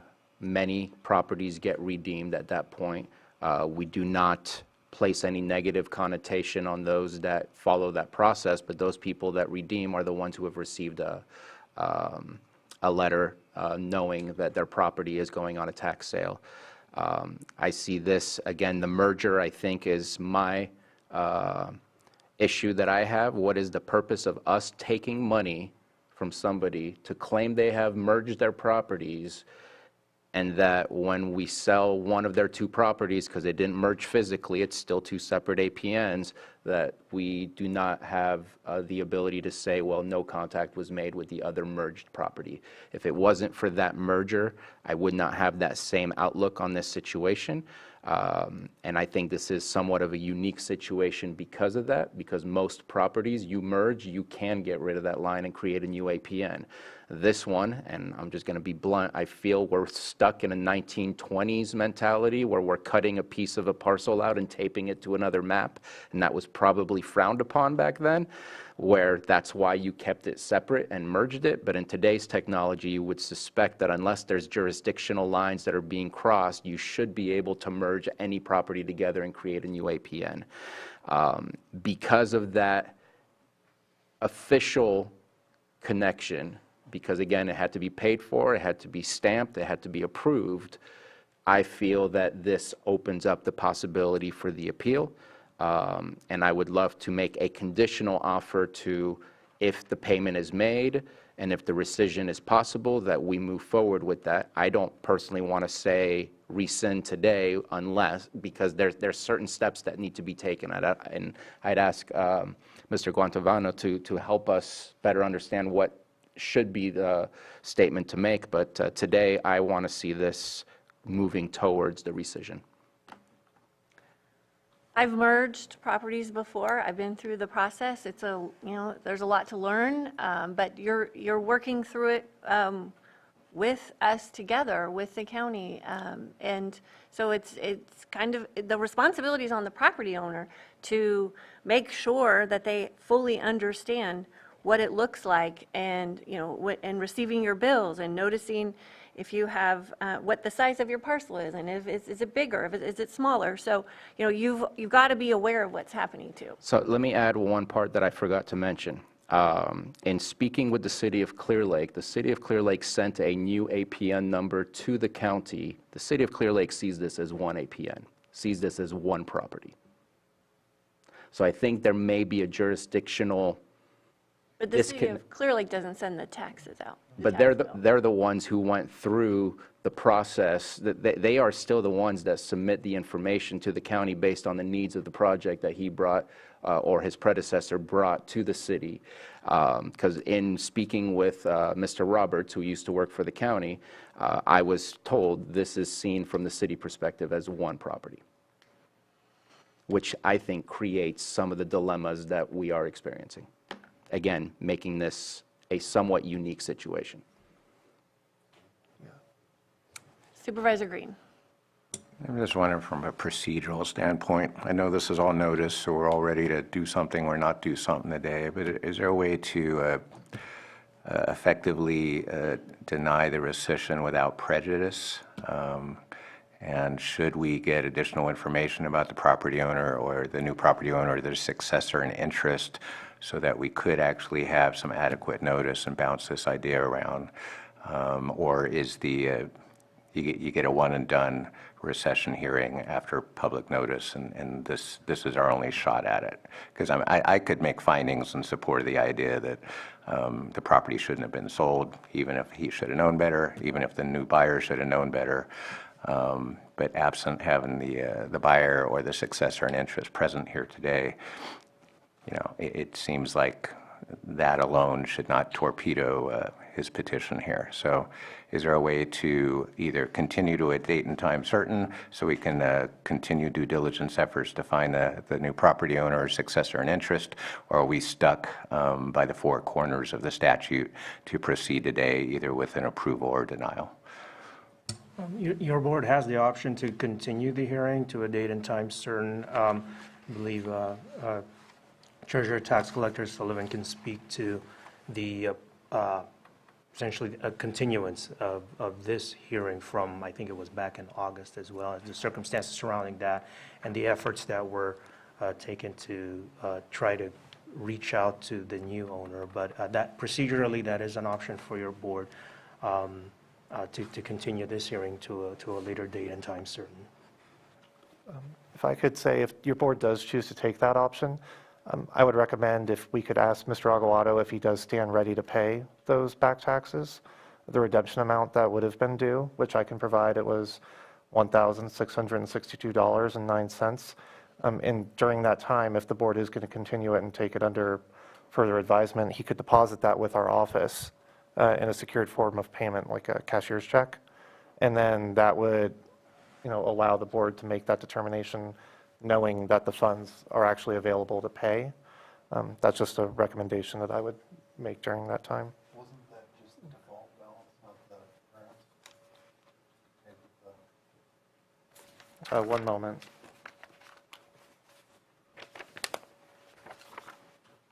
Oh, yeah. Yeah, that number is correct, the $1,622.59. This is in an effort to try and reach the new property owner, and she's not reachable. Yeah, we have not had any success. I mean, so I guess our office position is that if your board wishes to continue it, we can continue efforts to reach her. We do have, you know, a phone number of a relative that Mr. Peters may be able to speak to his conversation with her. Yes, through the Accurate search and the physical address, a phone number came up, and when the person answered, he said that Ms. Bamaka was his cousin, and that I asked if he would relay a message. He said he would, and I contacted him the second day after not having heard from her, and I asked if he could, you know, double check it because it was very important, because of today we were having a meeting regarding her property at the Board of Supervisors. He said he would, but even as of today, I have not heard from her. Supervisor Sabatier? Real quick, you obviously had submitted a mailer to the addresses. Did that get kicked back? Yes, it arrived back this week, or this past week. So even Ms. Bamaka's address at this moment in time is not up to date? She did not sign for it. It was returned. We could attempt a mailing without using certified mail and just another drop. Are any of the tax bills being kicked back for that address? No, the tax bills are being paid.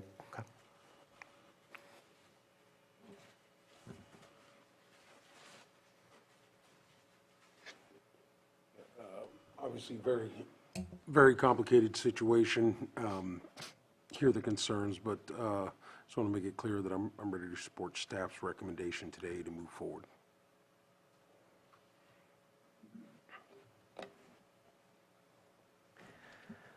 And would staff's recommendation come in the form of a motion to deny the rescission? Would be to, as stated in the staff memo, it would be a motion not to order the rescission of the tax deed. So moved. Second. All in favor? Aye. Opposed? Nay. Okay. Motion passes. Okay, thank you. Thank you. Our next item, 6.7, 10:15 a.m. Public hearing, consideration of closing of the CDBG Cobb Water System Improvement Grant. This is by admin.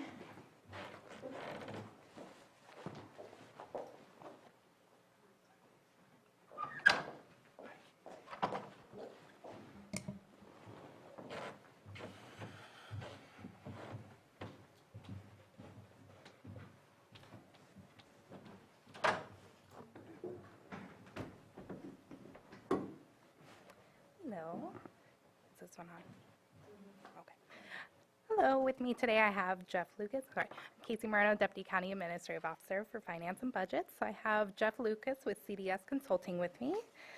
We are before your board today to present the closeout of the Cobb Mountain Water System Improvement, which was managed by CDS. The total grant was just over $5.2 million.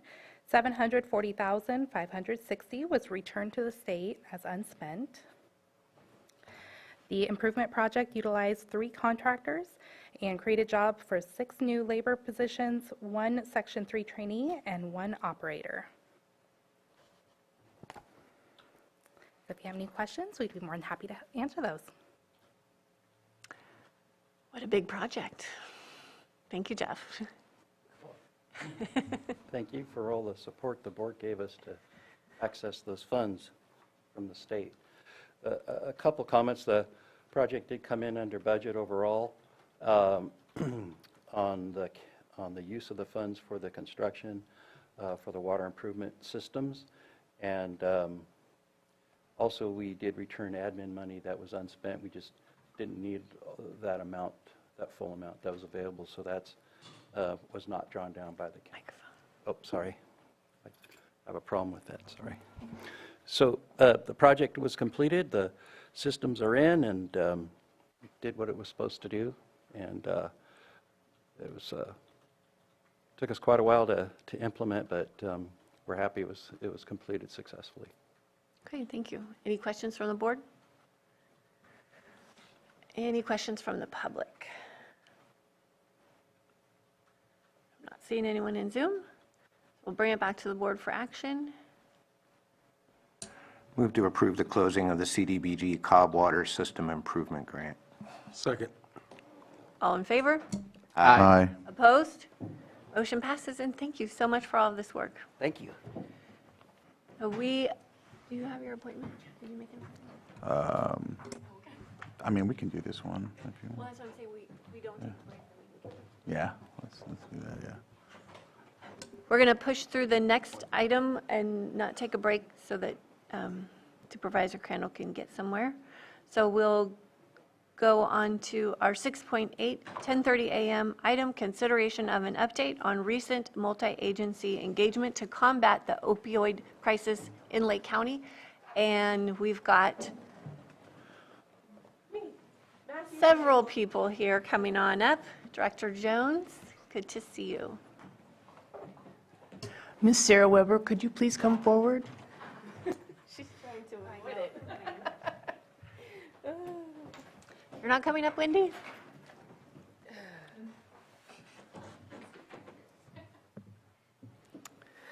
You can take a seat, yes. All right. Thank you, Board, for having us here today. Unfortunately, Deputy CEO Rothstein is unable to attend, although this is an item co-sponsored by the Administration Office in Behavioral Health. So let me just pull up the memo. So this is an update to a lot of things that are happening in our community that appear to be coalescing on response, and a really coordinated response. So we released a press release last week, the week before, time is slipping away from me now, that was multi-agency, many county agencies, as well as community-based agencies, including tribal entities, partnered on a press release to draw attention to the recent, we can call them poisonings or overdoses, depending on the situation of youth in Lake County. Some of those instances of poisonings involve youth who were ingesting fentanyl, likely ingested fentanyl and did not know. Although official data from the coroner's office and sheriff's office is not yet available, it takes some time. But in order to get ahead of that and prevent more unnecessary death, particularly of our youth, we are really looking at exploring a robust community outreach and engagement plan. We talked a lot on Friday about barriers that have historically prevented us from coming together, but saliently the discussion focused on solutions and forward momentum. The opioid settlement funds were brought up as a topic of discussion. We anticipate bringing a contract to the board early next year for a consultant to support the county with developing an expenditure plan for the opioid settlement funds. And I believe this meeting was kind of a first step towards convening the stakeholder group.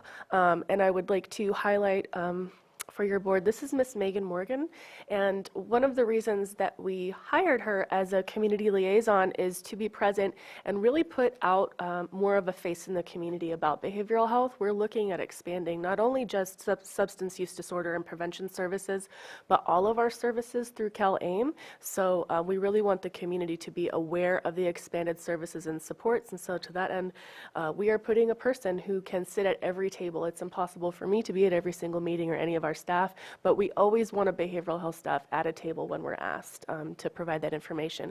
Additionally, there's Sarah Weber, who's an AmeriCorps Vista with the SafeRx program with health services. Unfortunately, Deputy Director Kim Tangerman from Health Services could not be here today. She had another obligation, although I know she is here in spirit. She has been very integral and invested in that work. So that's basically, in a nutshell, I think, largely what has been discussed and where we're at. Sarah, is there anything else that you'd like to add in particular about SafeRx or anything that I may have missed? Yeah. Oh, is it on? You may have to press the button. Oh, sorry. It's good. It's on. It's always on. Okay, perfect. Yeah, I just wanted to thank Elise for convening this meeting. It was incredibly productive, and SafeRx is looking forward to continuing our response and hopefully prevention efforts throughout the rest of this month and through the new year.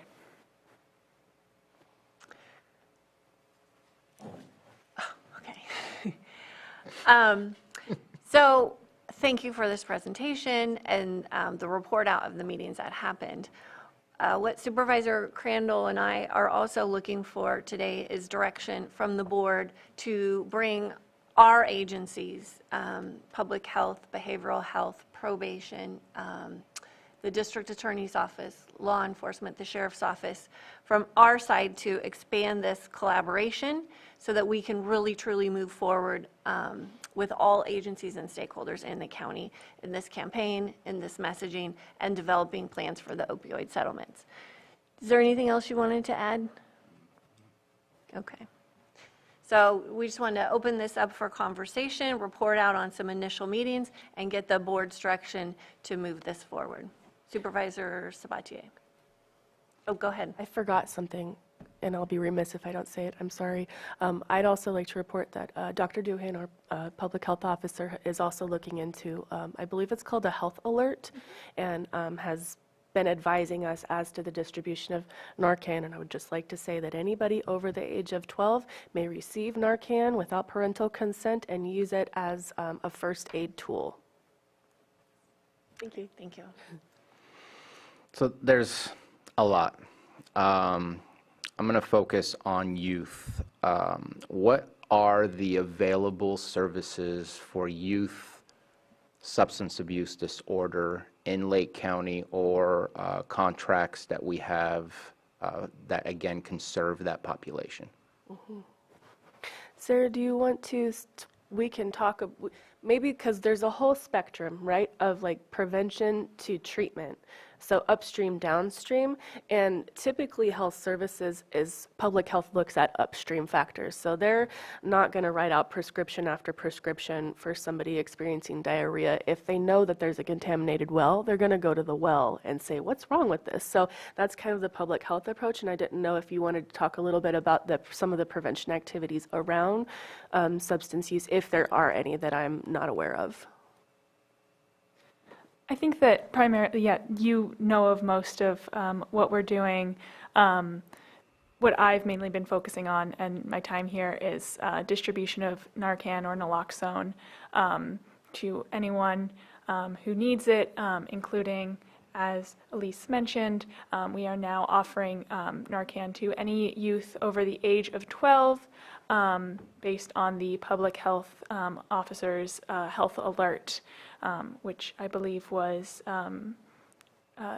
released just a few weeks ago. Thank you. And so, do you, Wendy Monfrance, Chief Probation Officer. In the county, besides the services that behavioral health provides for individual treatment for youth with substance abuse in more of a group setting classes, we have programs through our office with our Family Wrap program where youth that are struggling and have some kind of contact get a 90-day, at least a 90-day service with that program, and substance abuse can be addressed with maybe a it's sometimes called a rehab specialist or a one-on-one person that's working with the youth. In our full wrap program, the same service is also available if that's considered one of the needs of the child. And that program goes for up to 18 months. They also can refer them to individual therapists. RCS has some treatment providers for those also. We do, we have our three school resource officers who are one-on-one talking with youth every day about substance abuse, and if a school identifies someone, they can be put in one of our programs. We also have another one, Probation Family Pro, that we contract with Healthy Start for providing those services and linking to Behavioral Health Services, or RCS. The school resource officers also are, though it's not the opioid topic, they are teaching in all fifth grade classes in the county on tobacco and vaping use, and that starts here in the next couple of weeks. We have classes at the same three high schools, Girls Circle and Boys Council, where kids that are identified by the school not necessarily having any contact with probation, but the probation officer is teaching and leading these groups, and those can be topics that are taught there. Behavioral health has their outreach team that is going out to the schools and training on these different topics with the general population. Usually ninth and 10th grade is the target for those services. So I think that covers pretty much what we're doing. I think so. And on the treatment side, the organized delivery system waiver will require our county plan to have youth residential treatment. And so we are already doing exploration of what that may look like in our county. It will have to be a in-county provider, which we know is difficult and is a real need for those kids who do need that level of intervention. At the meeting, the educators, the educational professionals also talked about adding education around prevention and substance use to their standing health curriculum. And so that was kind of an exciting discussion to hear, where we're integrating it and also destigmatizing it from other health issues, right? So whether or not we like to admit it, not all youth who experiment with substances have a substance use problem. It's actually relatively common for youth to experiment with substances. Unfortunately, vaping is an epidemic, and they are lacing vapes with fentanyl, and they're also doing pill presses where it looks like ecstasy or whatever other kind of drug. So youth are not ingesting this with the intention of doing fentanyl or dying. And so that's why naloxone is so important, just as a first aid. I mean, you never know. And so that's kind of the framing there. But I think that about sums it up. And thank you so much for. Of course. Yes. And just for your awareness, the outreach by all of the agencies has been nothing like I've ever seen in my 15 years here. We've really, everybody has come together, the school districts, the Office of Education, every county agency, the tribal organizations, just the participation and willingness to move quickly on this horrible topic has been phenomenal. The rapid response from all of our stakeholders and partners has been incredible. I don't know who was first. Were you first?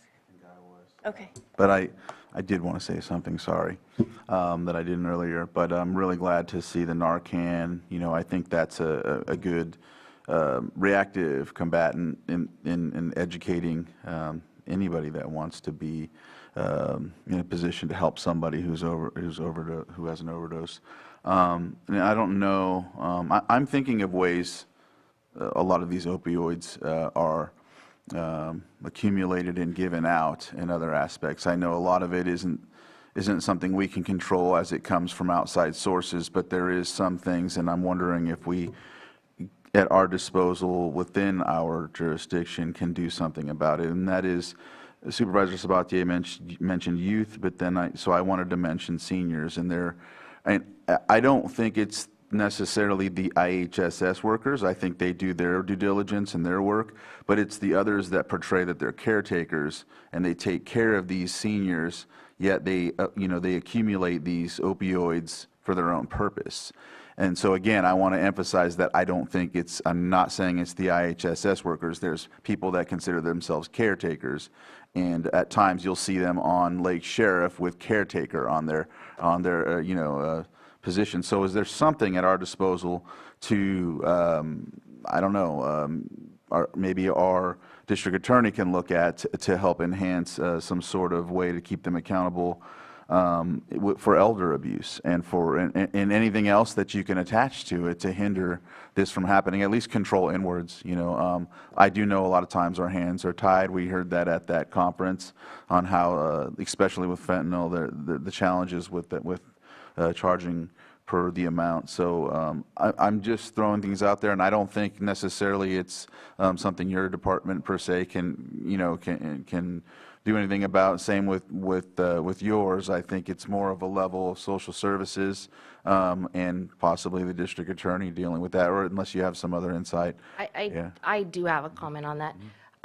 When welfare fraud investigators were in our office, one of the things they investigated were IHSS abuse and elder abuse claims, and I don't know if there was a social services regulation or something, but that was something that was taken away from their investigative purview. Yeah. So I know that that office is fully staffed. It's part of the district attorneys now, but it's not something they look into anymore, and that may be something they could focus on. Okay, thanks. I will just state that Sheriff Howell was at this meeting, and I think he had reported seizing like 10 million. 10 pounds? 10 pounds, yes. 10 pounds of fentanyl. Which is a lot. Oh, and 44,000 pills. Yeah. It's, yeah, so important to have everyone together. And the district attorney, she did participate in one of our calls. Has she been? She had not on that, and for no particular reason. It was just everything was happening so fast. But absolutely, that side of it and enforcement is critical. I believe she was on vacation. Right, yeah, she did say that she was willing to be involved too and be a Yeah. partner. Supervisor Green. Yeah, thank you. One, appreciate all the work that's going on. Any comments I make right here are not going to be critical of those efforts. But I'm so old, I grew up in the Reagan era when it was all red ribbons and just say no. And I'd like to think we progressed since that time to make use of evidence-based curricula within our schools. And I believe an emphasis of Prop 64 also was to establish new programs so that peer counseling could be a thing, not just what we do in the SUDS world for adults, but that we could establish some level of peer counseling for people struggling with SUDS in our school settings. So I guess my first questions would have to be, what is the state of the art of evidence-based curricula that is being applied both for our adult populations and our juvenile populations? And second question would be, and maybe you can't answer it, but what is the current state of peer counseling programs in our schools? Those are great questions. So from the behavioral health side, it's a renaissance of peers in both the mental health and SUDS programs, which is great to see. It works the best that way. So one of the programs that's not specific to substance use is actually teen mental health first aid, where teenagers learn about the signs and symptoms of mental illness so they can better assist their friends. And I think that a model similar to that would be helpful. And we talked some about that, of identifying like even the every 15 minutes effort. Maybe there's another initiative we could take on that looks at that, but overdoses or poisonings related to fentanyl, because it's so common. So I agree with you that peer-led is the best. And overall, the overarching theme here is harm reduction. That's the camp that we're all living in, is helping people make the safest choices that they can. So that would be what I have to say, and I don't know if you have anything to add. Just related to evidence-based, a majority of the programs that we use in our office are evidence-based or that we contract for, so it's been what we've been doing for 15 years. And just a second, not even a question, just an observation. You're still limited in your ability to provide full information based on federal funding and the limitations of what can be said in a school setting, in a juvenile probation setting. So when it comes to, and the focus here right now is obviously on opioids and fentanyl and the wide prevalence and availability of that, and methamphetamine and other drugs. And because you aren't able to message on this, I guess I get to. So here to this empty room, but if anyone is watching somewhere down the road, I would like us to start exploring ways to have a more a greater understanding of cannabis and the fact that it does not have any acute toxicity. It can actually kill people dead. That would require the use of Narcan. And it is not, obviously, I'm not up here flying the flag, say go smoke a bunch of weed, but in terms of harm reduction, I'm absolutely saying that. And if there's no ability for our established programs to message to the youth of this county that if you're not feeling good and you're self-medicating for whatever reason, please distinguish between synthetic chemicals and pills that you may be able to get out on the school campus. Or I think you need to be wary of your comments, because a lot of vaping cartridges are what's hurting us the most, because nobody knows what's inside the cartridge, and that's where fentanyl can be found. Not just that, but cannabis is laced with it too. So it's basically any substance that you did not get directly from your pharmacist. And so let's not put out any misinformation. Okay, it's not misinformation to say that cannabis by itself, if it is not adulterated, will not kill you. Okay, Okay, but let's- I think we still need to separate the conversation because a lot of people are getting harmed thinking that what they have is legit. Now, maybe they got it from a illegitimate source, but the fact is that that style of thinking can lead to harmful places. I do not disagree with you of the harmful effects of unadulterated cannabis versus fentanyl. Fentanyl is something I wish we could unexist. Unfortunately, we can't do that. But there are dangers with drinking a drink in a place that is public that you have to be careful as well. And alcohol is legal and in small dosages, not deadly, but can still lead to absolutely horrifying situations. So I don't think we should advocate for any specific thing other than making sure we're offering everything we can to reduce us being on a national map that we have one of the worst rates of overdose and overdose deaths. And that is disheartening that we are there.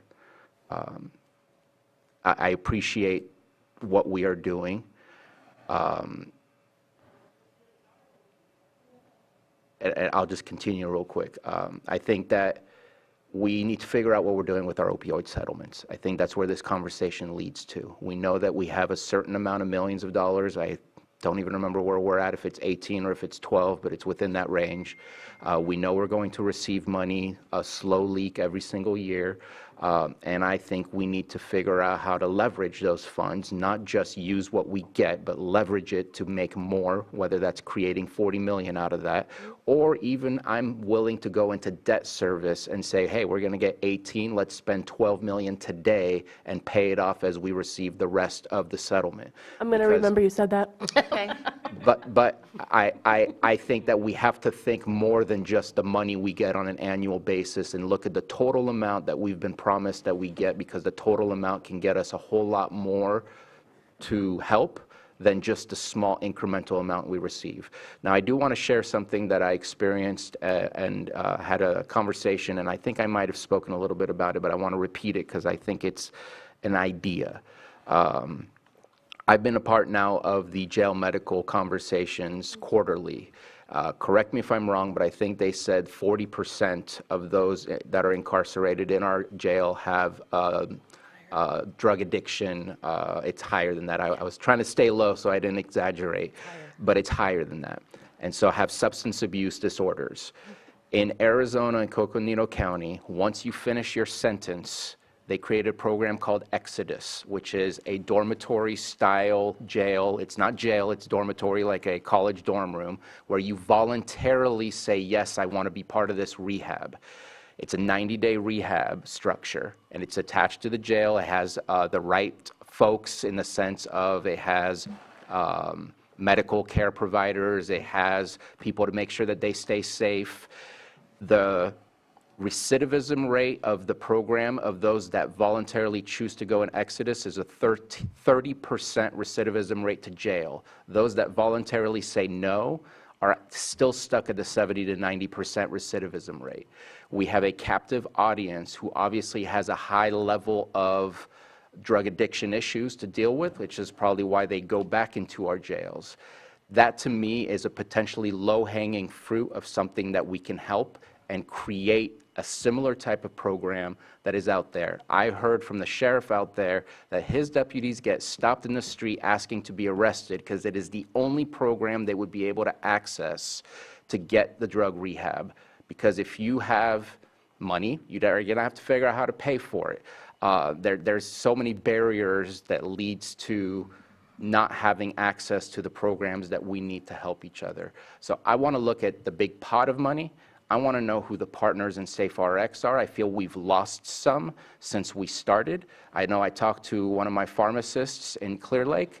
I don't know that he was happy with me at the end of the conversation, but pharmacies have an absolute partnership in helping because they were absolutely a part in creating the problem that we still have today. They may have stopped the amount of pills that they were handing out, but they are still a part of the problem that has been created and continues today.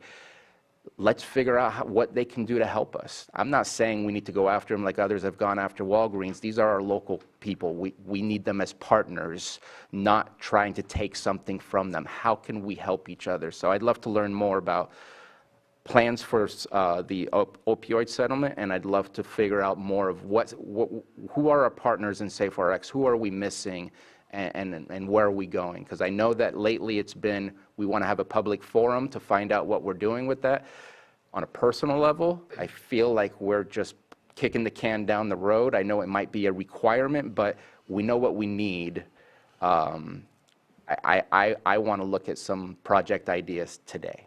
Okay, but the agenda item is to report out on the meetings and to give staff to continue down the road with the partners that are all listed here and more. So that's what we're giving direction on today, not hammering out the plans today. We can bring this back, but we need to, Supervisor Crandall and I called everybody together, said, do we want to do this? Everyone was very enthusiastic. And then we said, have their first steps meeting, and then we need to come to the board and get direction. That's where we're at today. Sounds like you're in support of this direction. Madam Chair? Yes. I'll just restate that we will be bringing the contract for the consultant here next month. Yep. Great. Vice Chair Simon?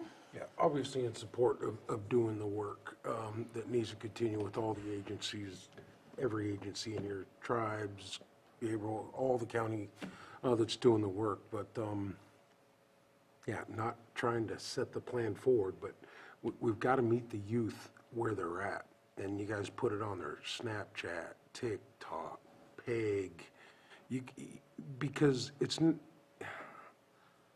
living in a fantasy world to think drug experimenting is going to go away at some point. It's never going to go away, at least not in my lifetime. So meeting them where they're at, going to the schools. There's a program that CHP does where they act like there's a major crash, and then they take the people out of the community. What's it called? Every 15 minutes. Every 15 minutes. Yeah, that's dramatic. If you go through that, it hits home.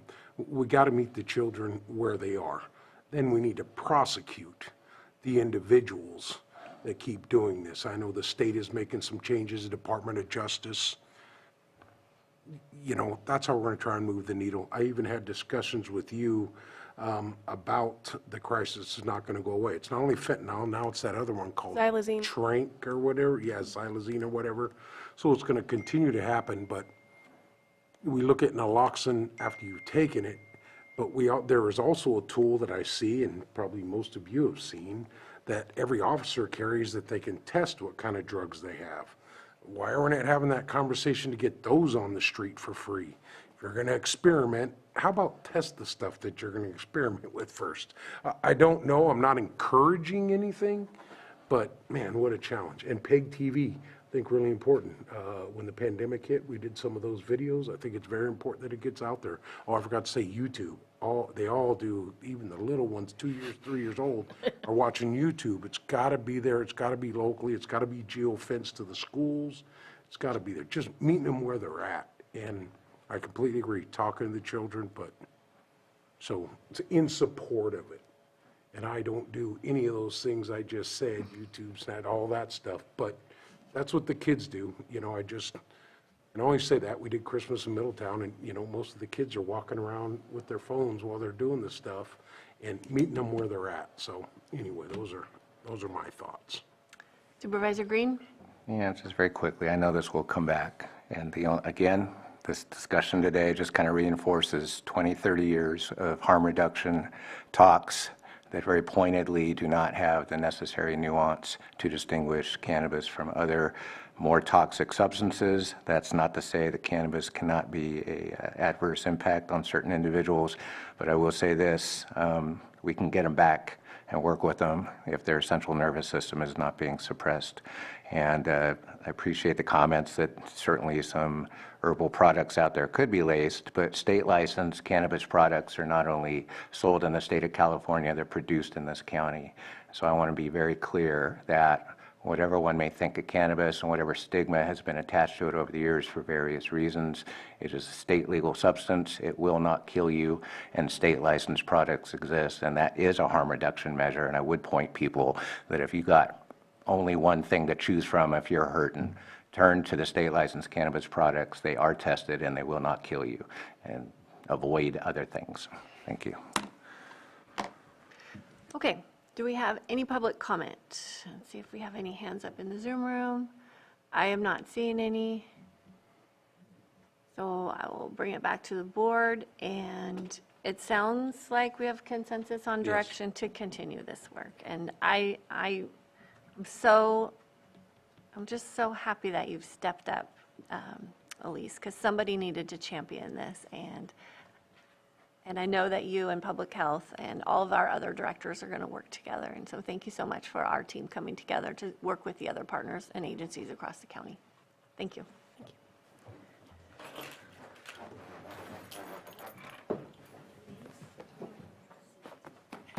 Yes. Okay, sorry. Let's hit 7.3. Consideration of revocable license agreement between the County of Lake Behavioral Health Services Department and the City of Lakeport. Director Jones. Yes, thank you, Madam Chair. I'm pleased to bring this agreement forward. The work, and I want to apologize, Super Spatier, Supervisor, you emailed me some questions and I have not been able to get to them, so I'll answer them here today.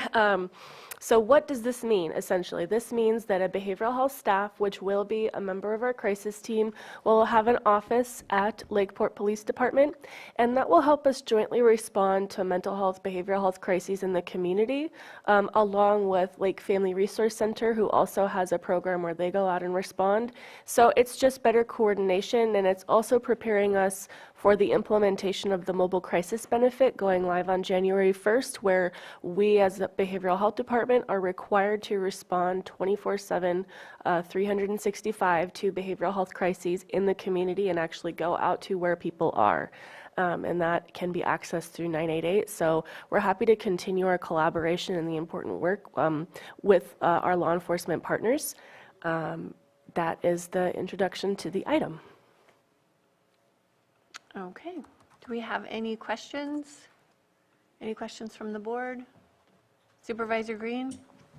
Yeah, I just see the form of the contract as a license, and so I just want to highlight as stated in the contract, it's not a lease, it's a license. It's a little unusual in that. So was the original draft, did that come from the city, or did we do this? And just any explanation if that needs reinforcement. Yes, I believe it did come from the City of Lakeport, and of course it has been reviewed by council here. Thank you. Okay. Do we have, go ahead. Just saying, I appreciate, I know you're having conversations with other jurisdictions as well. I think that any coordinated effort to help, we know that our law enforcement out there are kind of doing similar things to what our teachers are expected to do. They're counselors, they're mental health specialists, as well as trying to deal with crime all at the same time. So having the right people in the right places can help make sure that we compartmentalize the expertise and be able to overlap and complement one another. So I think this is a great idea. Looking forward to seeing how other jurisdictions take this in stride and move forward with it. And I expect that that will probably happen. Okay. Any public comment?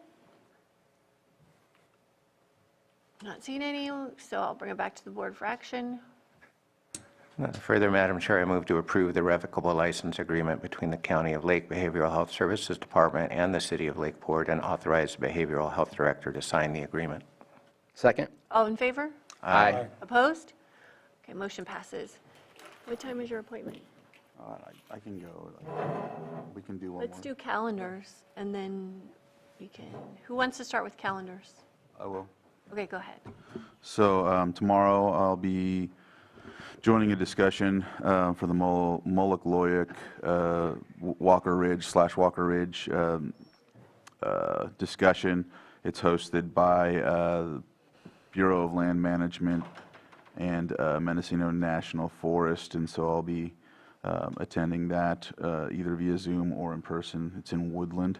And then Thursday, South Deal and then Area Agency on Aging.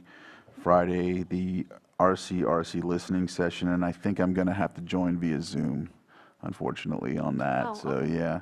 And then Monday, CAO meeting, Farm, Ranch, and Rural, EPA work group meeting, and then CERF has been moved from yesterday to next week. There's a mail out that didn't get mailed out in time to get enough participation. So in turn, this mail out will go out so people have ample time to know when, where, and what for this meeting, which will be at the Lucerne Alpine Senior Center, 6 p.m. Monday, December 18th.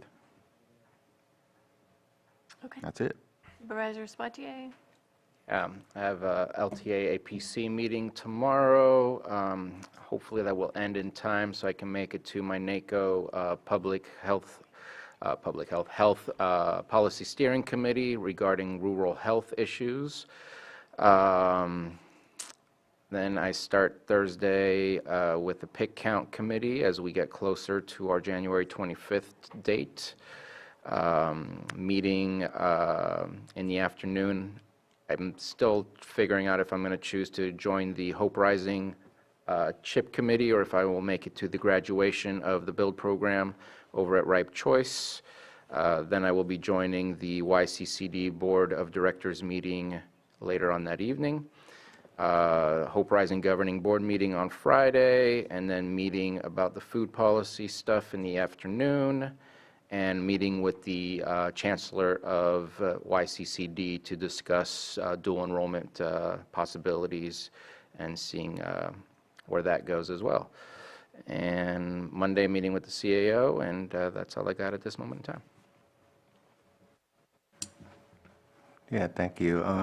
Looks like Thursday I have Mental Health Advisory Board. I did want to highlight, I did speak briefly last Thursday with Director Turner and Treasurer Tax Collector Sullivan. I know there was a speaker this morning asking about our cannabis equity program. And there is a deadline coming up this Thursday to apply. And after meeting with staff and absent any prior clear direction by this board, I had thought about bringing an item, but I chose not to submit a application for the next round. So at this point, my understanding is that program will not be continued except for the funds we already have in place. And I don't think I have anything else. Thank you. So tomorrow, do have the LTA APC meeting, but I'm going to reach out to Lisa Davis because I may not make that meeting. I think I'm going to go to the Snows Mountain. I've been invited there too. I think I would like to go to that. If my plans change, I need to send somebody else on my side. I may, but I would really want to try and join that discussion on the expansion there and the community meeting that's happening in Woodland. I will kind of get that confirmed up after I talk with Lisa this afternoon. Thursday, I have the South Deal Committee meeting, and then later on that evening, have the Math Board, and then Workforce Alliance in North Bay. I think there's a quick meeting on Friday morning, and then a strategic planning. I'm going to do the quick meeting. I'm not going to go to I went last year to the strategic planning meeting, but I think I'm just going to attend the meeting they're going to have quickly before. And I think I'll have to come up here to Lakeport to do that with one of the sites. So I'll be here, and I will try and confirm that with, boy, I forget her name right now. Anyway, with the Workforce Alliance North Bay. And then Saturday is the Reefs Across America is happening. There's a lot of different events. There's an event at Middletown Cemetery. I should be attending in the morning, and then I'll be leaving town for a day. And then Monday, the RRA meeting here in Conference Room B. At least that's what I have on my agenda that's going to be here. Okay. I have a very full week. Tomorrow morning, agenda review, and then I've got my NACO committee call. I'll be here for the holiday party with admin, then the NCO board meeting all afternoon. Thursday morning, I have Fire Safe Council. I'm going to go to the build graduation, but I will, yeah, okay, that other thing got canceled. The bookmobile will be in Cobb. I'm going to have to miss the OPR quarterly check-in to make the AAA board meeting. Maybe I can catch the bookmobile in Kelseyville. There's an open house in Kelseyville downtown, Oakmaker A&H. Maybe I can catch that on the way home. Friday morning, I'm going to go to Sacramento. The Wildfire Task Force meeting is in the morning, and the RCRC CSAC meeting is in the afternoon. And then Saturday, I'll be at Reefs Across America in Kelseyville this year. And Monday, meeting with CAO Parker, RRA, and then after the RRA meeting is the Cobb Watershed curriculum meeting. I don't know if you're interested in doing that. It's at Mandala Springs. The RRA meeting's in Cobb. That's the work that Siegler Springs Redevelopment Association's been doing with Big Valley on curriculum for people that live along the creeks and restoring the watershed. So the meeting's in Cobb, the Cobb area The water? RRA meeting is at Cobb Area Water. Oh, okay. And then just following that at Mandala Springs is the watershed. And if you don't want to go, maybe it's something that is, we're talking about the creeks earlier, a Monday evening at 5. I have served. Okay. So that's available.